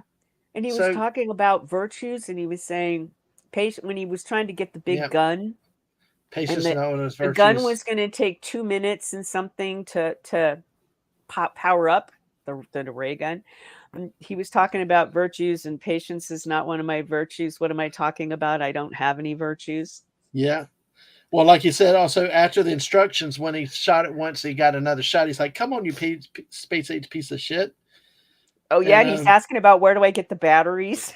yeah, where's the Radio Shack? Yep, yep. Which I mean, I thought Radio Shacks went out of business. You know, but I know where there's a Radio Shack in Phoenix Springs, There 5 hours are west. I thought they went out of business, but I guess not. But well, there's a Blockbuster too. There's one somewhere. I I think in don't know where it Alaska, is. the Alaska's the But I've last heard one. about it. I thought it was the lower 48, but I don't really remember. So, a Radio Shack was awesome. That place was and you could walk in with some weird wire switch thing and hand it to the person and go, "I need one of these," and they'd find it for you. There's Yeah. nothing like that now. People just stare at you like, "I have no idea what that is." Even if you go to, like, Lowe's or whatever, they Hmm. don't know what they can't help you. Yeah. There are other things. Yeah, Bowsette said about the Blockbuster. Bowsette Radio Shack is online now. I've seen a sign in a store. Maybe they left it up forever, but there's a sign that said Radio Shack is in Phoenix Springs, Florida. All right. Well, that Yeah, would make Radio Shack. sense because, like, when people started to, like, a lot of our life And is good night, online. Atwood. Yep. Good God. night. And we have to be able to do some of the technology Mm-hmm. ourselves. Yeah. Well, you really need something like Radio Shack. You can't Yeah. just go to Best Buys or whatever and wander around and they don't have what you need. You kind of need something like Radio Shack to get the specific things to get your tech up and running. Yeah.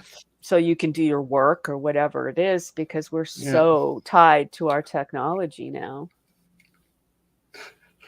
Snort poop is not true. Radio Shack didn't carry flux capacitors. I know, I asked. Well, Oh, there, you yeah, asked too. Mine didn't either.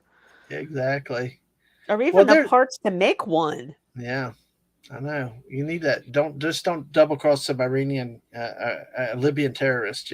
So, No, no, no, no, no, no. and Don't do that's a that. movie quote for the galactic overlords that monitor and everything else. That's a movie quote from Back to the Future. Don't get your panties in a wad. I know. Don't have a Settle fit. down. Yeah, exactly. But Calm some down. some of the Cool other your things, like with jets. this some of this with the movie, like the little cut scene when they look back at like the photo, like with the reporter, how can you justify destroying a $7 million mini mall just to rescue a girl whose ransom was 25,000? And she did the Uh-huh. F you lady. It's Right. like, yeah, Oh God, yes. I'm that like was good. trying not to laugh because by that time in 93, I'm a mom, right? And I'm Yeah. very aware that whatever words, I didn't even have to be a teacher, whatever words or say it phrases or Uh-huh. whatever you use at home, your Yeah. kids will parrot them. And I'm thinking, oh my God, I could see a kid doing that.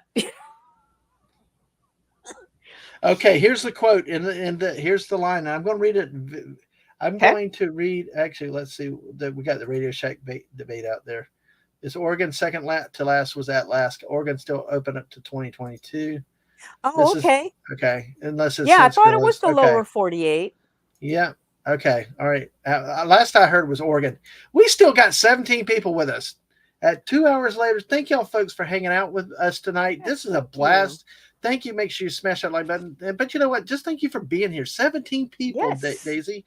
This is awesome. And here's another quote. Okay, and I'm going to read it. And folks, we are 18 plus. We're past 10 o'clock at night, Yep. and I'm just going to read it as is because it would do the justice. You mentioned the scene in the about the batteries. Okay, so Phoenix says, "So what? It needs batteries? What size? I mean, where the fuck do you find batteries in the future? What is there a battery store around, motherfucker?" Machine, you are fine. You are fined 1 credit for violation of the verbal rounding statute. Excuse me, museum patron. Can I? Boom. Wait. Yep. What? Where's the Radio Shack? Because he just nonchalant just picked up the gun and shot the other two together with the Yep. shotgun. So yeah, Well, and and go that ahead. was the other thing you and I talked about. Sometimes they find Simon Phoenix, and sometimes that morality code thing. I guess maybe he's just flinging him out so fast the machine Mm-hmm. can't keep up with him. Yeah. I did too. Yeah, share some of your favorite scenes, guys, or quotes if you haven't already. Mhm. Cracked up with Spartan sitting down with the needle. That was funny. I thought it was funny when the naked lady showed up on his video phone. Oh God, that was like, whoa, Oh, hello, hello. wrong number. Damn. I'd like to get more wrong numbers like that, but Yeah, hey.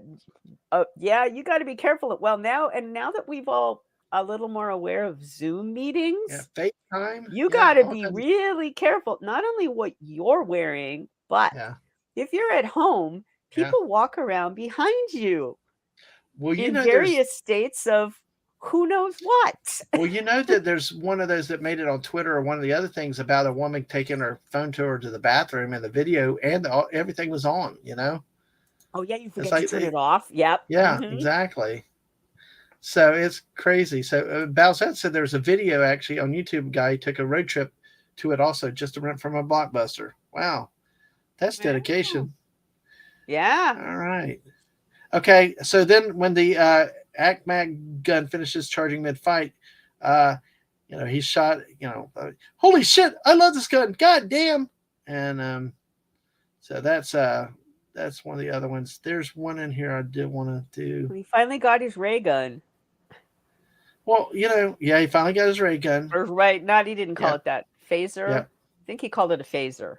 yep. And I guess they called this a malaproper. I never heard of this term. They called Lena Huxley mistress of the malaproper.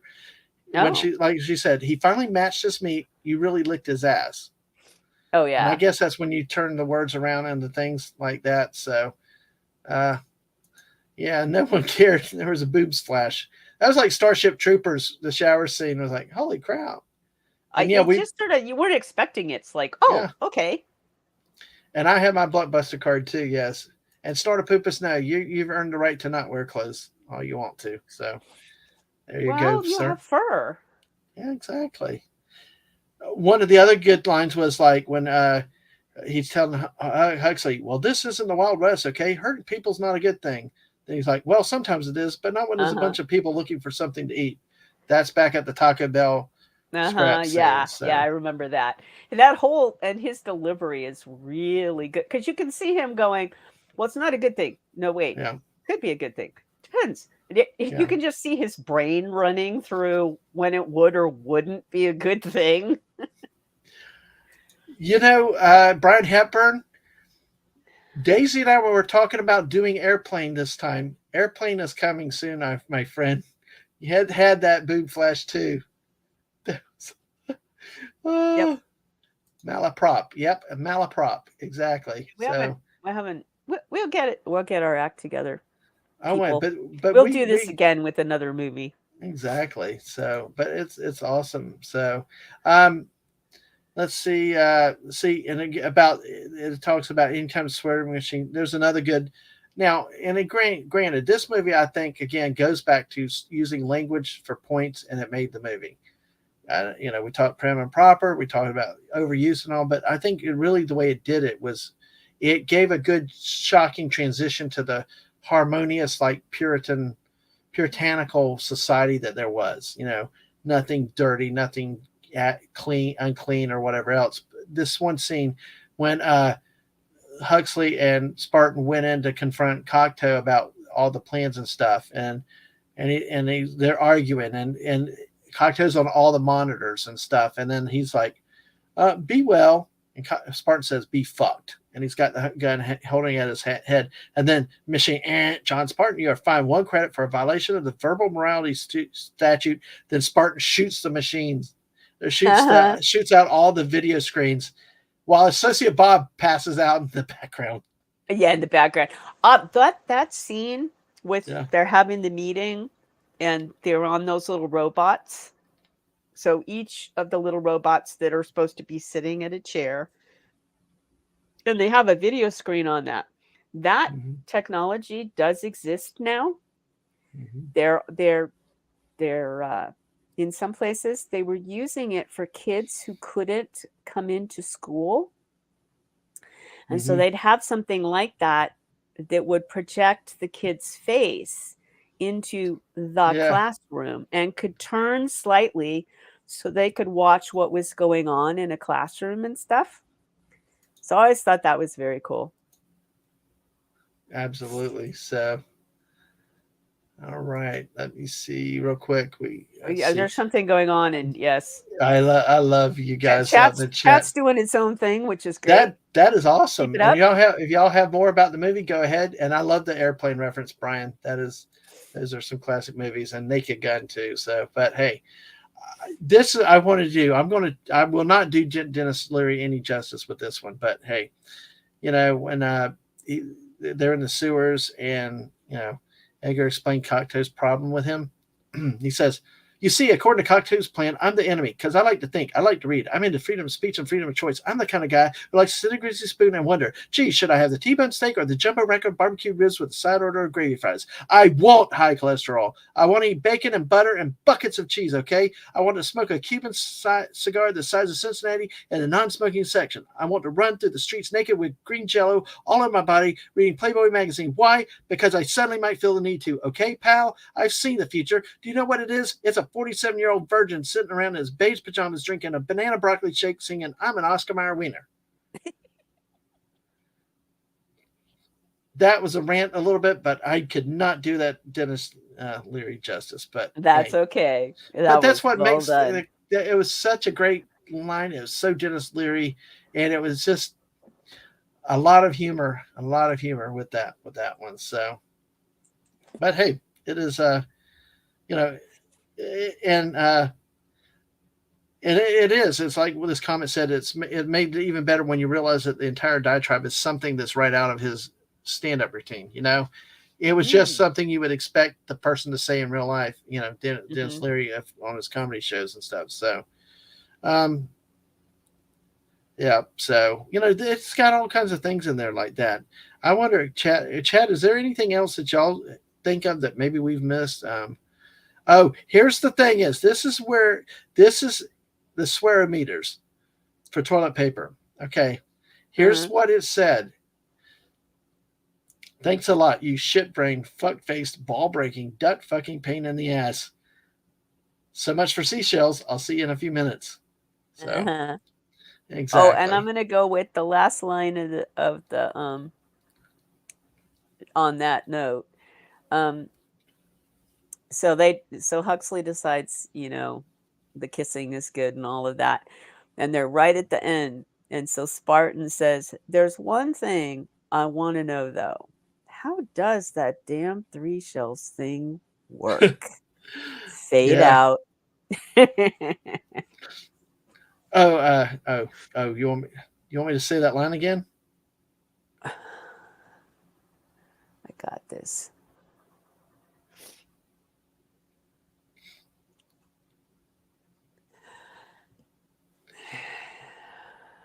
I kind of got distracted. I was reading something wrong. What did you want me to read something? That's okay. I'm coughing. Hold on. Oh, okay, okay, we're I'm good. muting. Okay, go ahead. I'll keep going. That. Um, so basically, one of the other things, like Rob Schneider had great lines in there too. So, uh, heads up. Oh, heads up, everybody up. Uh, let's see. Yeah, yeah. I don't know about that, but yeah, it's sad if those stuff things happen. So, Oh, and horror movies. I know. I'm not a huge horror fan. Horror movie. Psychological kind of horrors. But if they're giving us recommendations for horror movies, No. you're gonna have to get a different co-host. Yeah, I'm I not don't do big. horror movies. I'm not big into horror, but there's another line or two I want to say. But since we're on that, the misses the best movies. It was on our second date. I think our first date was the Goofy movie or something, Uh huh. and she made me drive separately. Um, and she didn't trust me or something. Uh, Uh-huh. but the second movie was In the Mouth of Madness. It I don't did know not that one. have it did not it was not really gory. There's a couple scary scenes or a couple of scenes that had some blood Mm-hmm. in a way, but it was not bad. But it was not really a gory. It was more psychological. I mean, Uh-huh. I ended up with the movie. I ended up thinking, "Is this real? I mean, what did I just Yeah. watch?" So Yeah. it's one of those time, and yeah, like the missus said, it was a psychological thriller, and it really was a great movie. So ever since then, she was a great movie. I think that's the one where I tried to make a move that night, and she looked at me like, "What the hell are you doing?" Yeah. What is wrong with you right now? Yeah, it's like, "Why are you touching me?" It's like, "Hey," but No she's touching. no, it's like, "Oh man, dead man, bad timing," but hey, that's Yeah. all good. Yeah. Lisa does the last. Yes, it does. It does. So yeah. So, but yeah, I'm kind of like you. I'm more comedies and sci-fi and stuff like that. But yeah, Yeah. this movie, but I had to say out about that. That's one that's really really cool. That is good to watch. If you did I want to liked it. watch one, and it's not it's a good one that would not be horror or slasher in that way. I liked So one that was called, I think it's called, it's not the most awesome movie, but the ending is creepy. I think it's called Don't Blink, because Blink is from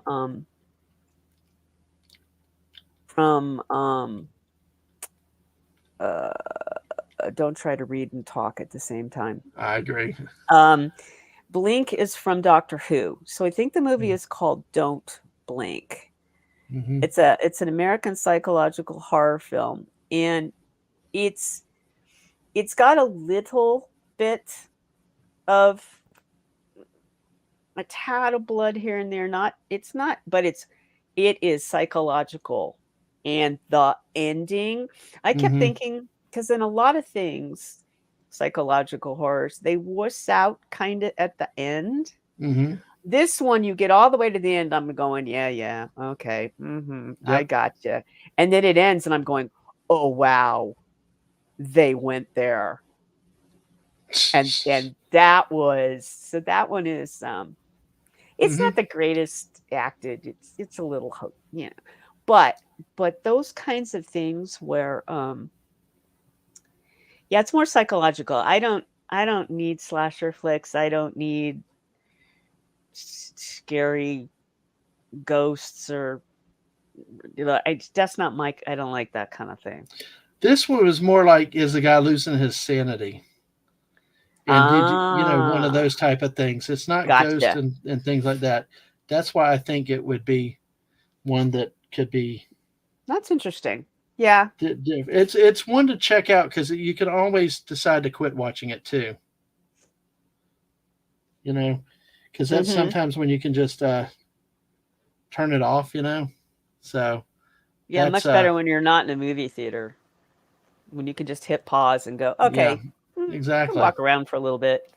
Um, See, like Snora Poopa said, there's one horror movie, The Uninvited from 1944.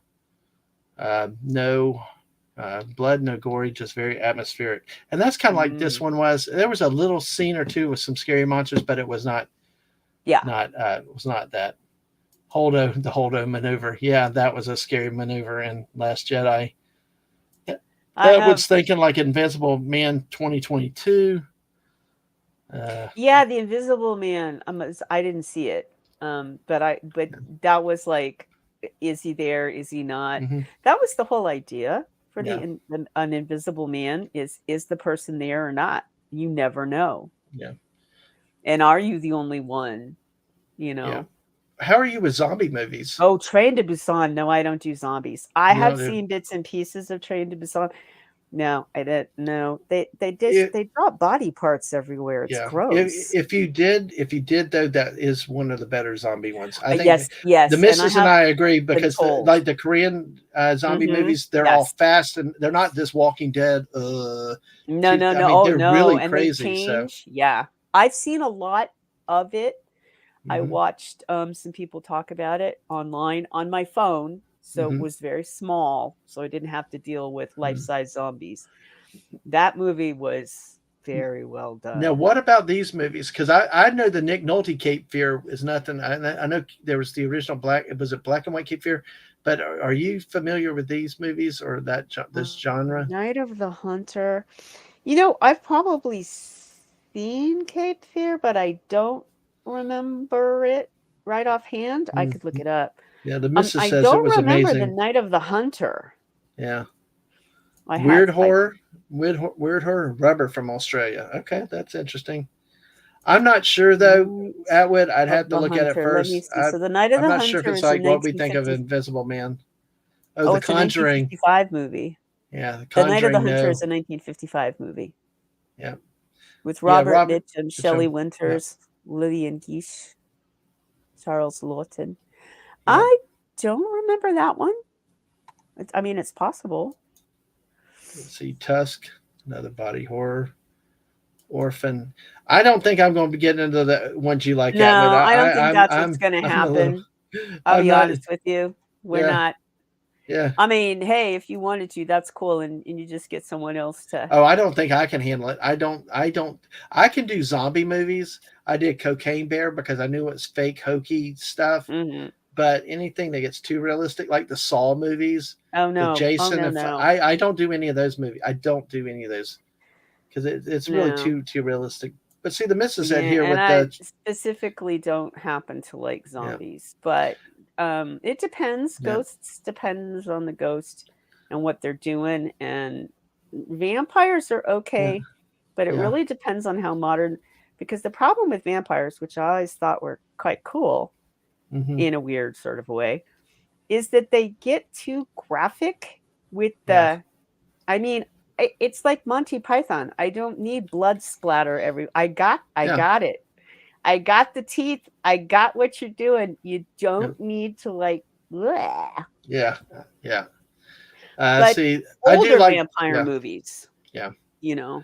I do like Train to Busan. I do like the faster zombies, like they said with that. Yeah, the fast moving ones. Yeah, Yeah. the Shadow of the Sword is another excellent Korean movie. Only subtitles. It's martial arts.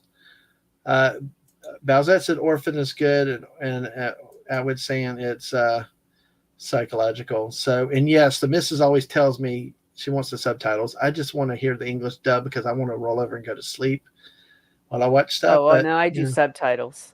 Are we gonna have a yeah. debate on dubs versus subs? Not tonight, but we might have to one time. So, see, Vampire now Renfield's out. Renfield with Nicolas Cage, and Yeah, yeah. the missus I and I may go see that just for fun and stupid. It looks kind of yeah, stupid, but stupid. yeah, yeah. And but see, Brian said a friend asked him wanted to go see the new Evil Dead. He said, "I said it's a no from me, dog."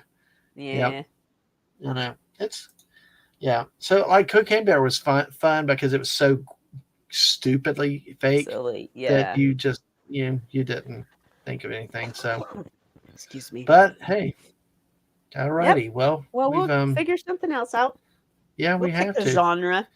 See, and it's funny. We ended up talking Demolition Man, and we now talked about other movies in general and stuff like that. Hmm. And so, Daisy and I will kick it around and see what we'll do the next time and uh, have some fun with it and just Definitely. see where it goes from here. But probably not horror. I mean, it's okay. Yeah, sorry Yeah, guys, you're gonna have to go somewhere else for your horror. love it. First Bite is an annual watch. Okay, well that's cool. I think that's a isn't Love Uh, at First Bite a com comedy-ish one? Or have I got that uh, confused with something um, else? it might be because the missus said it's so funny. Uh-huh. Okay, yeah. Balzette says that one of the YouTubers she watches got invited to early viewing of the new Evil Dead. The new Evil Dead? Oh, jeez. No, thank you. Yeah, it's one that always got me as a kid was Phantasm. I think was it Phantasm? It's the one with the silver ball that went after people. Oh, I And didn't see that one. that creepy old guy. Yeah, that was.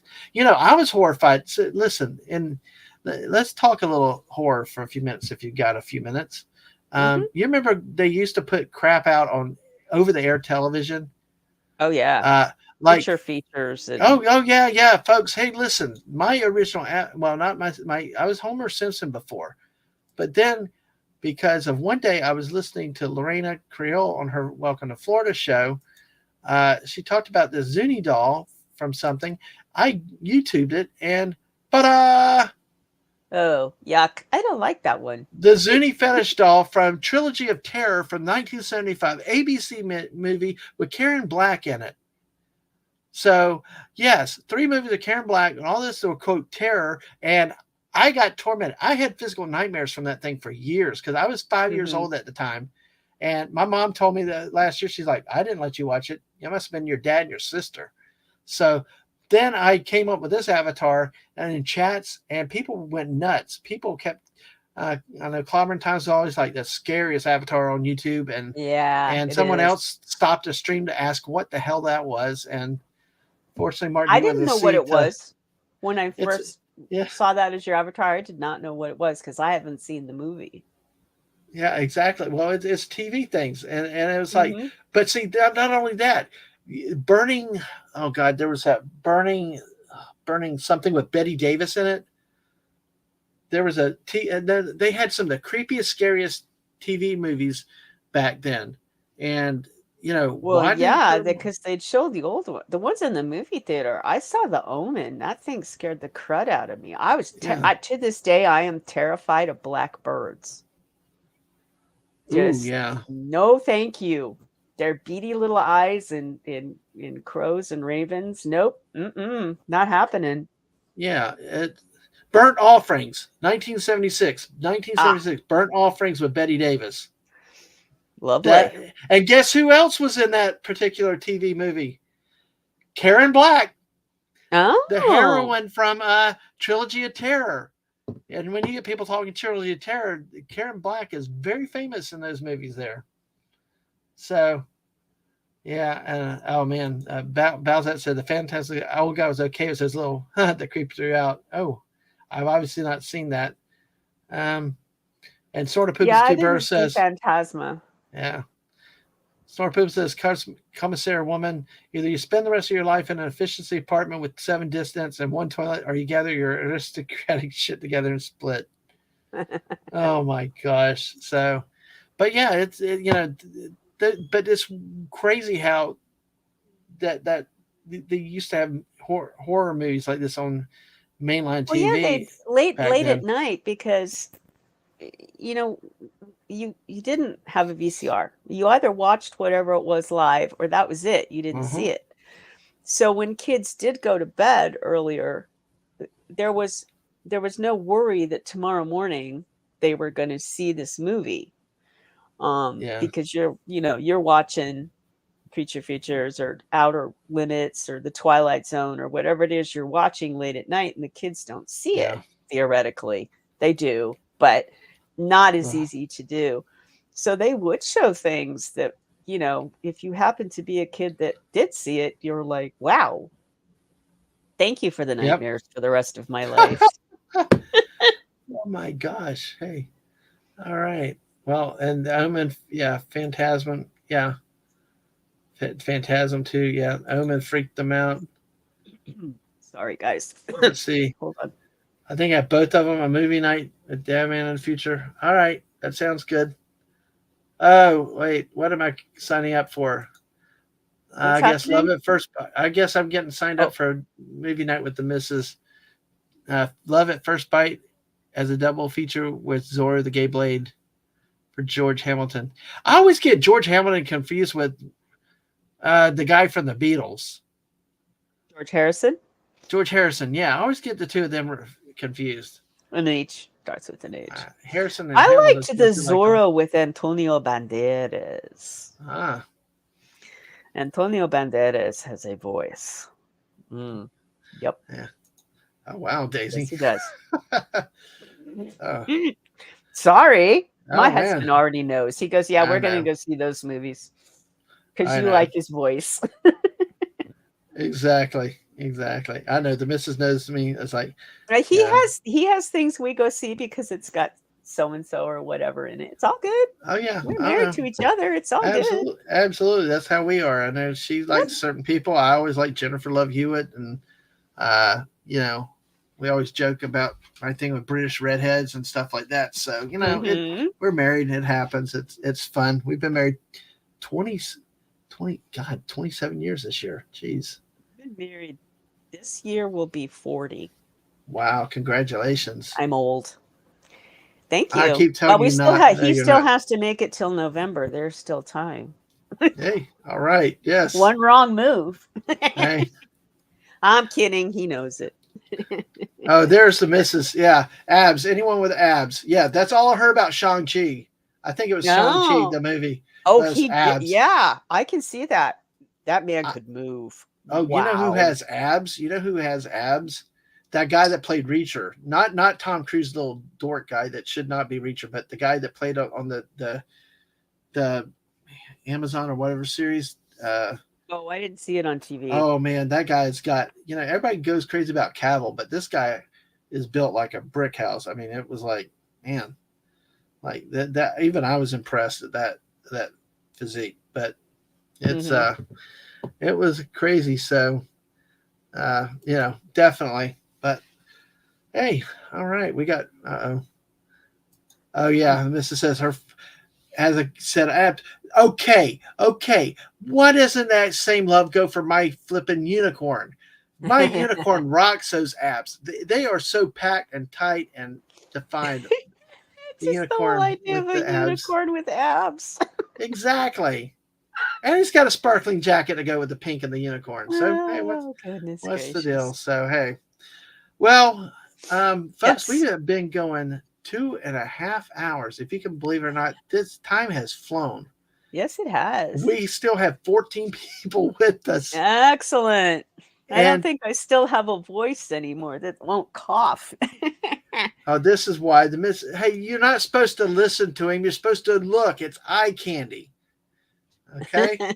Perfect. So, but yes, Thank you yeah. guys for being here. Thank you for joining us. Thank you, chat. You guys Look are at awesome. Snortopoopus. Snortopoopus has a problem with the pink. Hey, but hey. I don't But hey, like pink, but that's okay. it's okay. But listen, folks. My Hey, least listen. favorite color. Yeah. Okay. No, Brian Hepburn and Jess got me the words to this song. I'm singing it. My goal is to memorize it and to sing it all, all one time for everybody. Yeah, Ooh, with a rainbow nice. mane. Yeah, exactly. Everybody gets Hey, I learned the unicorn entire flakes. words to the Pirates of the Caribbean song, the original. Oh, really? My Yeah. husband got the words printed out when we went to Disneyland a long, long time ago. He got the words all printed out for me, ran all over the place. They printed them out on a piece of paper, and I spent forever memorizing that entire song. I can't sing it now. I can't remember them, but every single verse of that song I Yeah. learned. And now we can talk rides and that's No, yeah, it's, no, it's, I it's, got to go before we do that. But no, I know. But listen, but this learning is things, yeah. this is what happened. Lisa said with the rainbow mane, Snort Poopa those and the tail. Bowsette's like, play it now, Dad man. Oh, well, the missus is singing for you on that one. Mm-hmm. Waste the colors. Oh my god. Lamar Latrell from the contest scene Revenge of the Nerds. Oh my gosh, that's too funny. Excuse Well, me. on that note, at 2.5, Yes. Daisy, I'm amazed your voice held out. Thank you, my friend, for doing that. No Um, worries. we're going to Thank you talk for about inviting me. the next time we do, whether it'll be in May or if we're going to do it in June. But Mm-hmm. if not, just check everything on Twitter for us to be there. We still have 12 people with us. Thank you all for that have come, and y'all have stayed a long time. Some of y'all been here the whole time, and some have been here quite a long time. Thank y'all for spending the time, and your support means a lot to this channel. Bring your friends, dogs, pets, the drunks too, like Snorter Poop has said. Let's see if we can get to 250 because apparently I can stand naked in my own yard as long as I don't leave my own yard, and I'm You okay. I'm see not what breaking the now? law.